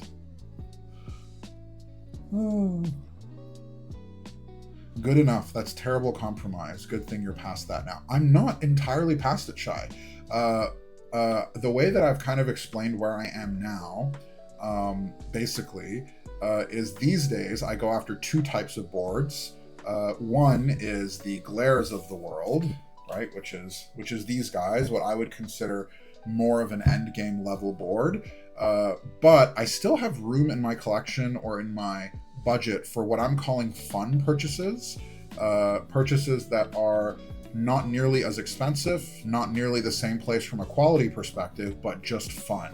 A perfect example of a fun board that is definitely not Glare quality, that I definitely do not regret getting, is the Smurv 80. This thing is just fantastic. I absolutely adore this thing. It's plastic, it has a solenoid, it is just so much fun.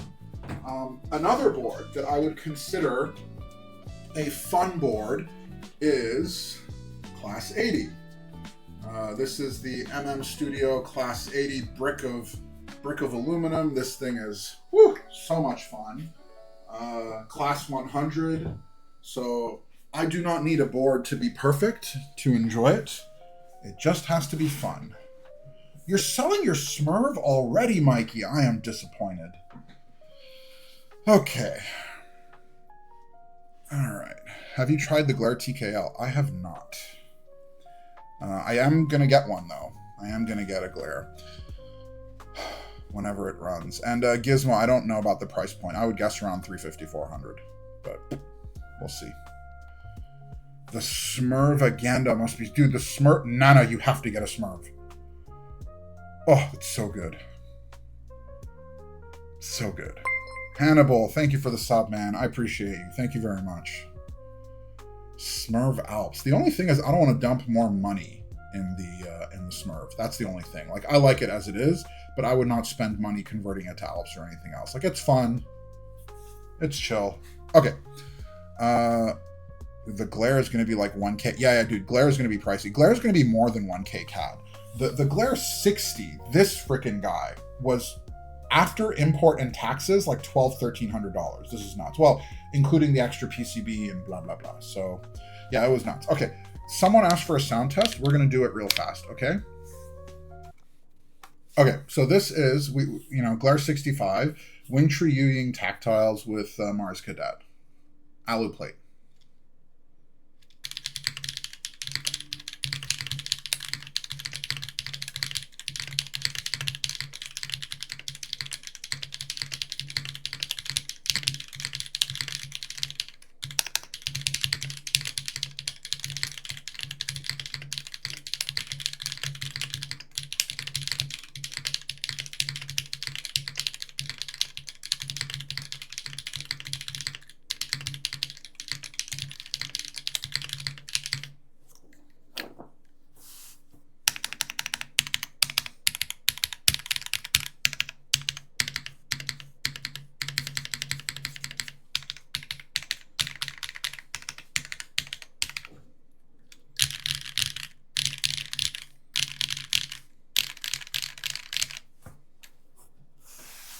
Okay.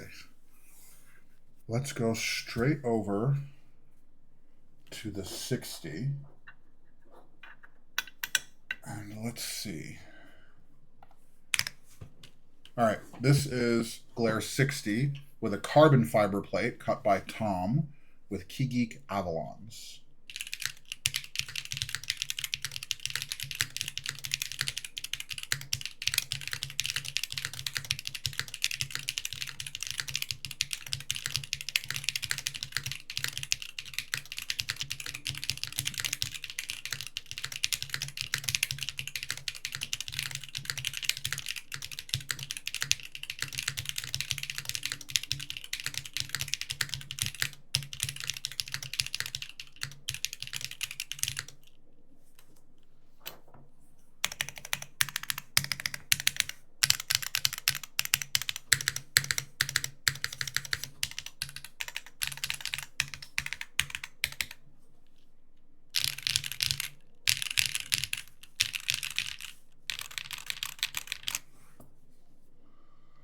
Oh, I love the freaking glares.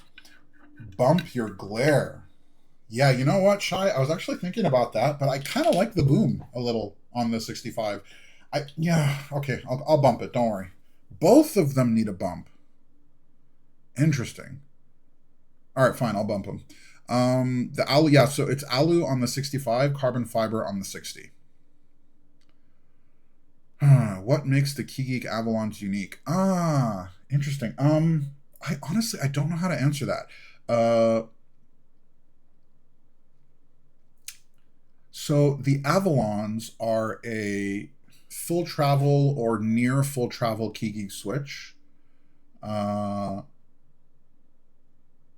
sound really good to me in specific builds.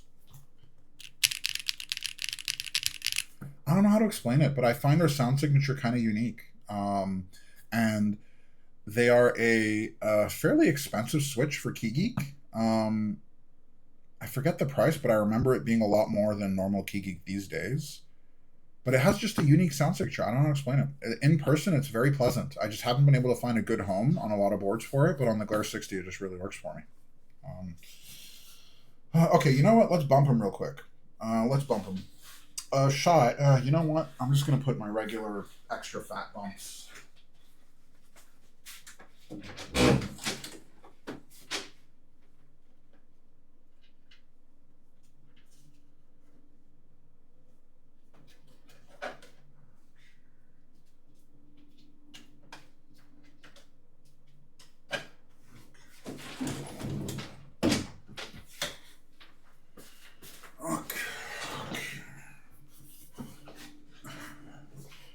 Hi, sir. I like the sound of the Avalons. May need to pick some up. I don't think they're available anymore. Yeah.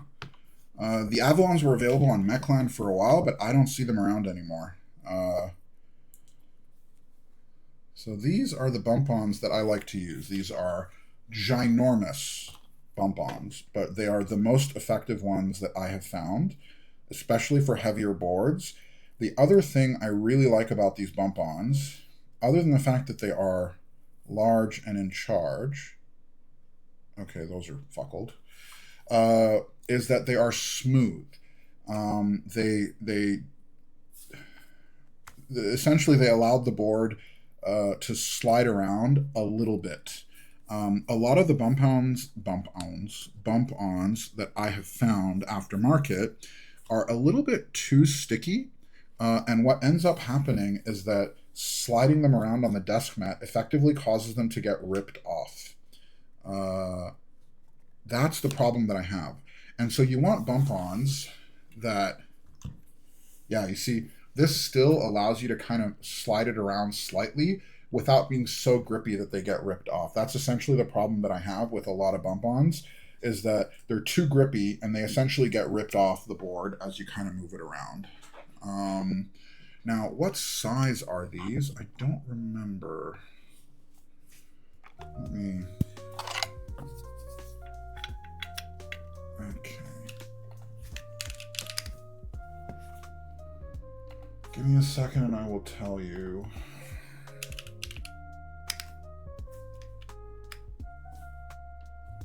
Where are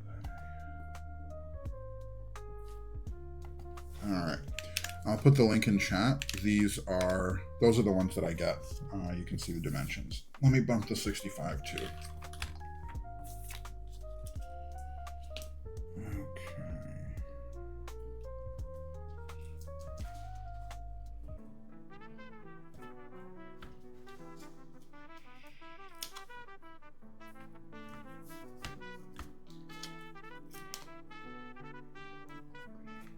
Okay. All right, Fifi, my dear, I need you to move to the side a little bit. Over here. There we go. There we go. Okay. All right, Toe Popper, thanks for stopping by, man. I appreciate you. Thank you for spending time. Okay. All right, Shy. Let's see. Let's see how we do. We'll do the 60 and then we'll go to the 65. Ooh, yeah, you're right.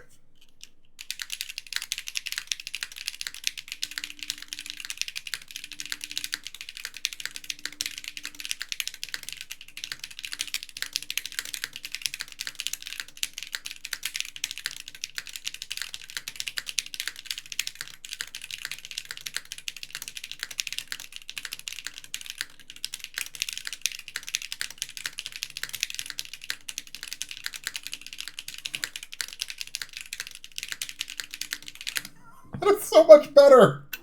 Oh my god, that is so much better. I love it. Oh, thank you, Shy, my goat. Okay. All right, let's do the 65. We might see bigger payoffs here.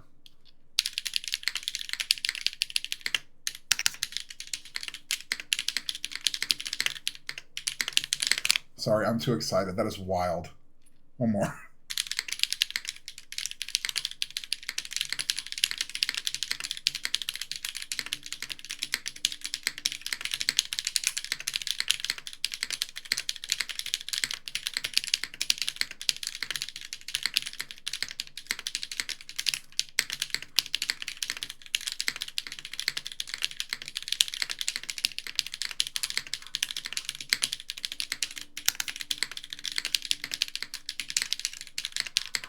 That is awesome. Wow.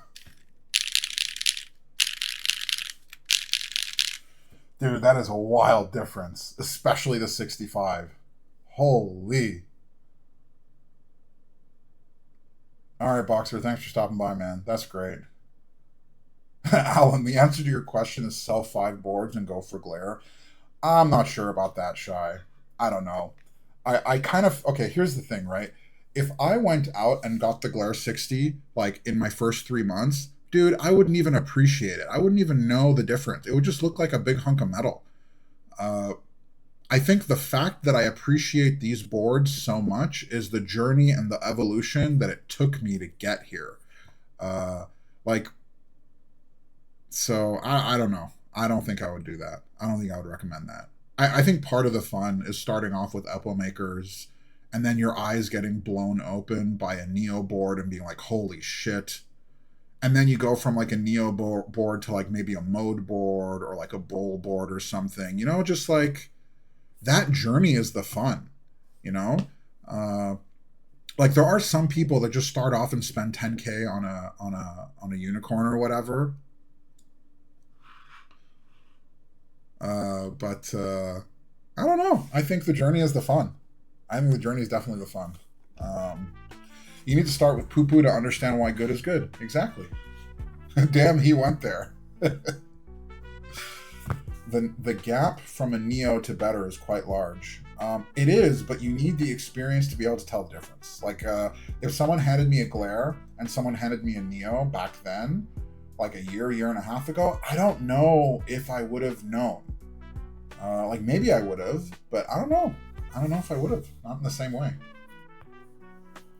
I'm experiencing the reverse. Started so strong with the Kohaku and Constants that most boards after those got sold after a couple weeks.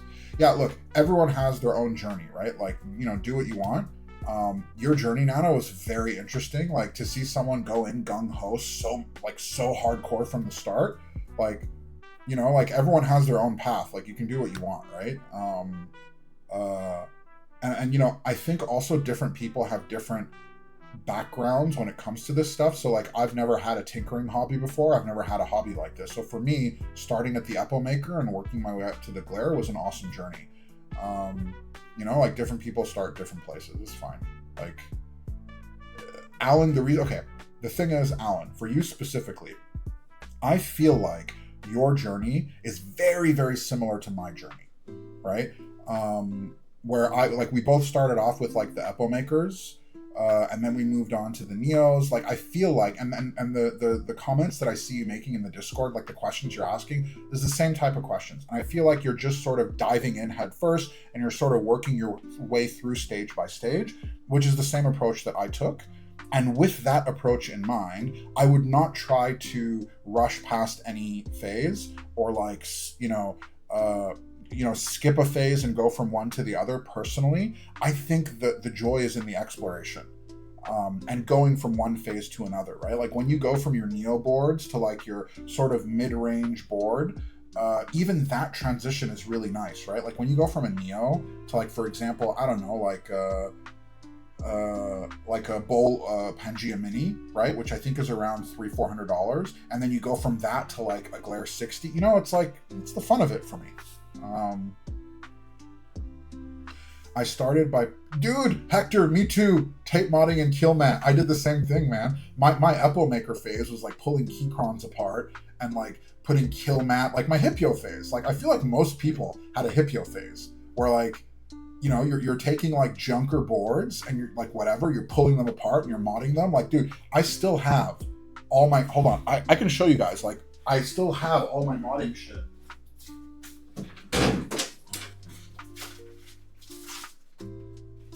Like literally within arm's reach. I have kill mat, I have foam, I have sandpaper, like literally right here. I have all my modding stuff from like,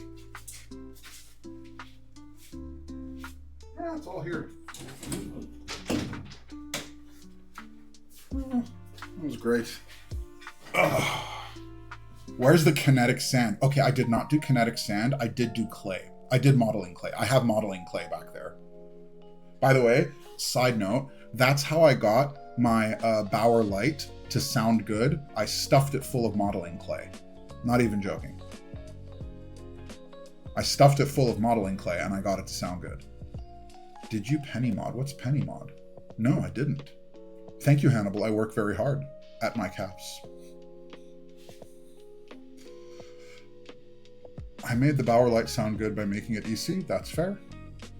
I have not started the EC phase yet, but it is coming. And I got the MetaKeeps thing coming. My journey is very similar to yours. Epo Maker to Neo and just progressing from there. Like, honestly, I feel like that's like the standard journey, and I think it's a great journey. I'm still on it, and it is loads of fun. Glue pennies to the case to add weight. Huh.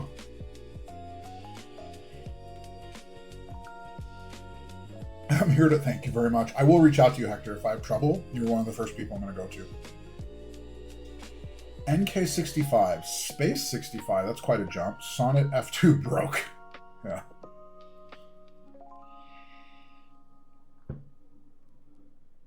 I used a Velocifier and Magic Force for the longest time. Yeah, honestly, I feel like most people had a Razor or something for a while. I cannot understand how Mango can go back to budget boards after Oblique. I get kind of snobby and can't go back. Thing is, I think it kind of depends on the sound profile that you like. Like I don't know, I have the Smurf, dude. The Smurf is kind of fun. And I have a couple more budget boards that I still keep around. Like I have the base 75 that's like fully foamed up with PBT. I'll show you guys. It's like it's a traditional Thok maxing board, and it's fun. I mean, I don't use it like all the time, but hold on. Hold the phone. I'll show you. Oh. Ah, frick. Oh. All right. This is the base 75. This was one of my first group buys. I joined it last year. It is a very cute 75%, right? It has these nice little removable accents that you can sort of customize. You have your USB storage. It's a cute custom 75, and I have it fully foamed up. It's fun. You guys are gonna hate this.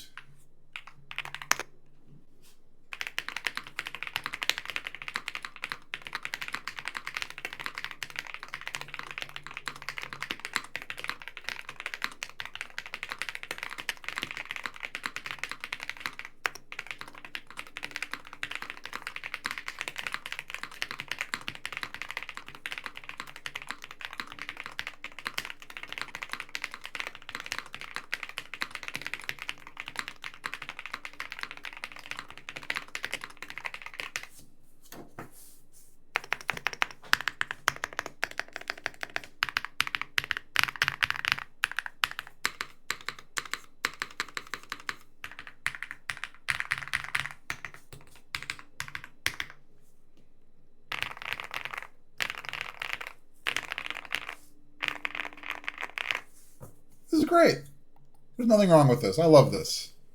That's a serviceable Thok. Thank you very much.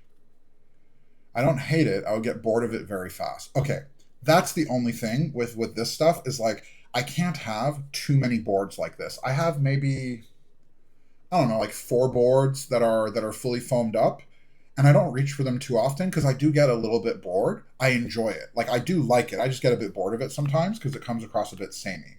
But that is like a very, yeah, you keep a few of them. It's fun. I've been curious to try like the Ola F9. Yeah, dude, like, you know what? Oh, here's another one. Literally within arm's reach, right here, is a Newfie. I still have a Newfie. This is the Newfie, shoot, what's it called? The Node 75. It's a low profile board. I keep it for when I travel for work, but also sometimes I am on my work, like I work here on my work laptop, and I want to whatever, like pull this out to use it wireless and type on my home computer briefly for some reason when I'm working, and it works great. And I keep it like within arm's reach all the time. I mean, it sounds kind of like what you'd expect.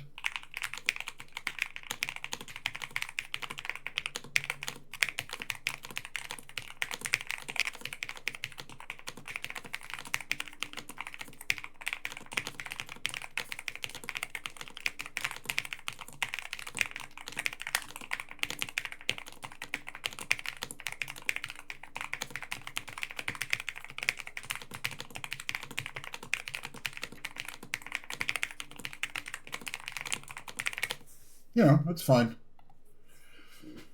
I don't reach for it often, but I keep it within arm's reach because it's convenient and it's portable. It's usually right back there. My Thock board is the Evo 75, and I'm happy with that alone. You know what? Mine is my base 75 for the most part. Actually, how many of those do I have now? 1, 2, 3. Yeah, 4 or 5. I have around 4 or 5. I keep the Air 75 nearby, but that's for editing. Yeah, there you go. Unsilenced EC is what Thock maxing leads to at the end. You know what? When I get my GH60 kit, I'm probably going to do unsilenced, maybe even unlubed. Unsilenced and unlubed is what I'm thinking. How did you like the mode? It was good, dude. It was good, Weesh. We compared it to the Gen 1. This one sounded louder and fuller. It was good. It was solid. This was one of the boards that convinced me that all Alu boards are actually doable. Yeah, I thought it was great. The crown mounting, from a typing feel perspective, I didn't notice a whole lot of difference. I'm not too sensitive. Felt somewhat similar to the lattice blocks, but the sound of it sounded like a bit louder, a bit rounder, like full. All right, Hector, thanks for stopping by, man. I appreciate you. Oh my God, is this the PBT Fans X-Ray Keycap Guy keyboard? Yes, I think so. It's Mod Musings, Matthew Encina. I think he did the PBT Fans. I think he did X-Ray.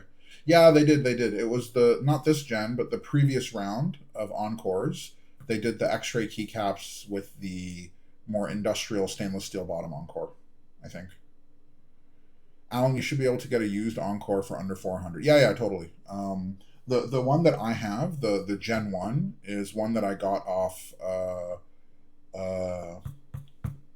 a friend of mine, Sinister. He was around earlier. It was his. I got it used for quite a bit less than 400. How are the mode stabs? Oh, you know what? Actually, I thought they were great. I didn't notice at all. Yeah. The mode stabs are the ones that are in the board.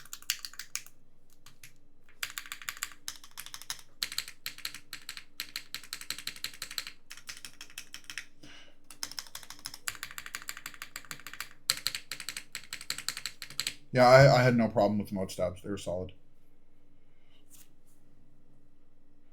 I don't have a full Alu board in my collection, only because I find the mix of materials more premium. I like the sound of the Encore, but wood accents don't do it for me. So I was actually talking about this earlier. I used to kind of be a little bit kind of nose up against all Alu boards. This one kind of turned me around a little bit. So did the Gray Studio boards that are all Alu. I have 2 of them, and I can actually pull them out to show you. But I don't think they sound bad. I mean, look, they're not glares, but I don't think they sound bad at all. Hold on.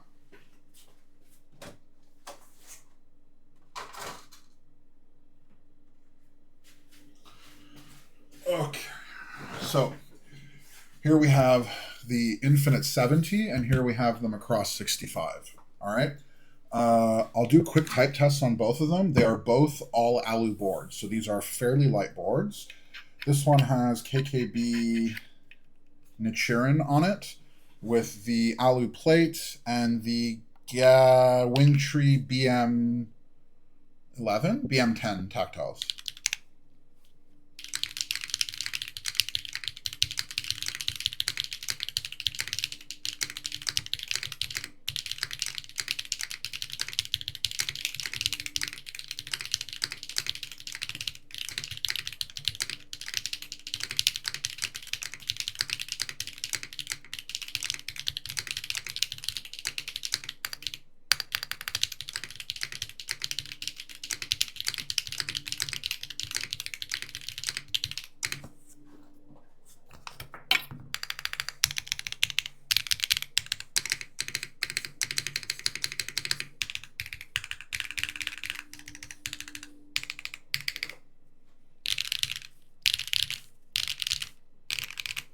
And this is that was 1.2 mil PCB.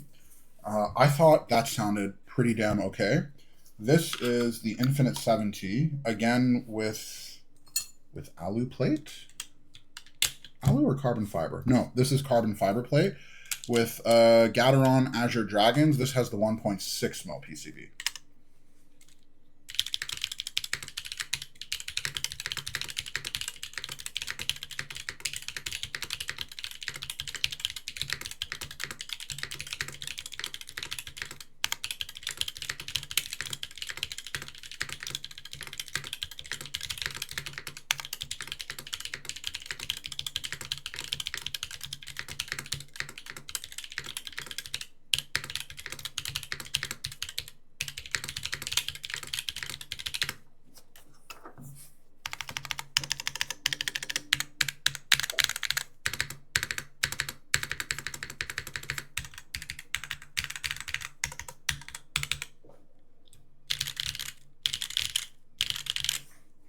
I mean, I think they sound fine. Like, look, it's not glare, right? But like, these are all aluminum boards. They don't have any significant weight, right? Like, it's just an alu weight on the back side, right? Nothing significant, and I think they sound fine. Now, you know, Phoenix makes a good point, and I'll give him this. And yes, Alcon, this is DMK Donut. The Infinite 70 is an all alu board that you can get for $250. I think this board is worth it. For $250, $200, $250, whatever the price is, I think this is fine, right? Sounds good. It's not super premium price. Looks good. It's cool. It's fun. For me, it's a fun board. The Macross 65, the list price of this is like $400 or $500, which I think is fucking insane. Insane. But I got this used on, you know, Facebook Marketplace or whatever for like $200, 150, 200, whatever it is. And for that price, I think it's awesome. Like, if you can get a board like this for sub 250, I think you're doing great. I don't think there's a problem with this at all. I'm with you. As long as it's priced right, then it's fine. No, not 150 CAD, sorry. Prices, I typically talk USD just because it's like easier. I got this one for around 150 US. I think it was around 200 ish, 200, 250 Canadian, something like that. Nothing beats a $100 Frog 8K TKL. I'm with you, 100%. All these budget boards would have been $300 during COVID. I was not a part of the hobby back then, so I would not know. Yeah, I would not know. All this to say, we now have, at least in my book. Now, okay, to be clear, I think the Encore sounds the best out of all three of them. It has the cleanest sound for sure. But all this to say, these are all aluminum boards where I think they sounded good, and they're all alu, and I'm happy with them. So I don't know. They kind of turned me around a little bit, and this one even turned me around a little bit on 1.2 mils. Before I used to think 1.2 was bad all the time, and now I'm kind of okay with it. On some boards, there's also Shelby 65, which is 1.2, and I thought that one sounded great as well. So some boards I think can pull it off, other boards can't. Okay. All right, guys. I think that's about it for me. It's time for me to head. Is there any other? Oh, you know what? Let me pull out the Shelby. Okay. Hey, Manu, don't you dare complain. Don't you dare. The number of times that I have joined Manu's stream, and literally as I join stream, Manu's like, okay, bye, and then he hangs up.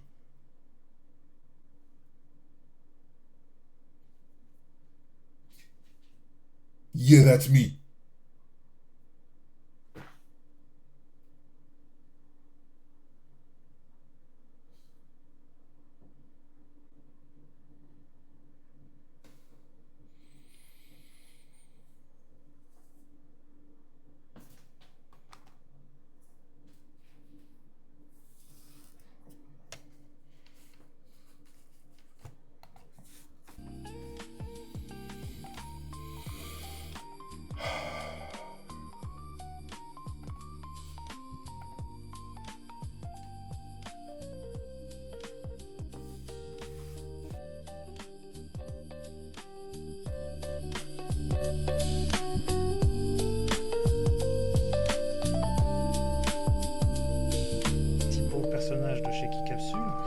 aura lieu un stream où sera révélé ce produit. Et je subodore au vu des... Oh, hello David, bonsoir, merci beaucoup pour le raid. Et donc je disais Preda, je subodore que ce soit un clavier en aluminium brut, et que ce soit ce clavier-là. Hello David, how are you? You were on the Eclipse, if I'm right. Hello, Shilocutus. How are you people? Feel free, grab a drink, grab some snacks. We're here for a bit of time. Ça peut être juste magnifique en brut. Oui. Bonjour, bonjour. Donc ce sera pas donné, hein, bien sûr. Mais si tu aimes ce visuel et si tu aimes ce clavier, n'hésite pas. And thanks for the follow. You're shy, so you're shy. You're the Mr. Shy, Shy 60, or am I tripping? I was building the mod Encore with crown mount. Just mislabeled stream. Ah, right. The crown mount is the new mounting system from Mode, if I'm right. With those big screws and shit. The new mount. Shy 60 isn't mine, different Shy. Ah, okay. How do you feel about this new mounting system, my dear David? Does it change anything? How is the feeling? How's the build experience? Does it change anything? Because I saw a video about this, and I thought it was, as we can say in French, intellectual masturbating. I don't doubt they engineered something, etc., but it didn't appear to me that it changed anything, actually.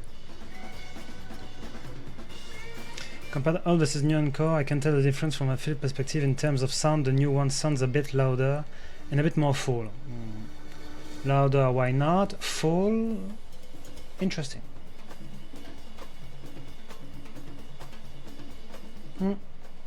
Alright.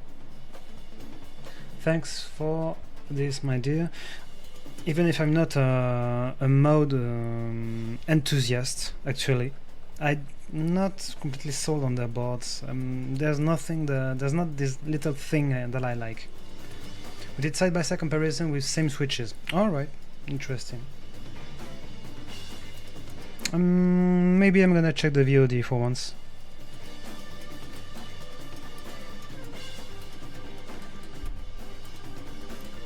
For once. Ah yes, I'm not a VOD guy. Actually, I'm not. I prefer to be on the stream in live and interact with the streamers and the people in the chat. I'm not really interested in VODs actually, except for some games or streamers that I really like. Like there's a French streamer called Titavion that streams a lot of Resident Evil games, and he's actually on a randomizer of the last Resident Evil, and it's just pure fun. And I love to see this kind of streams because it's just too funny. And I watch the VODs. And to be Famitsu, if I'm not live, I don't want to. When I watch VODs, I want to chime in with jokes or comments, and then I get sad when I realize it's a VOD and I can chat. Yes, exactly, that's right.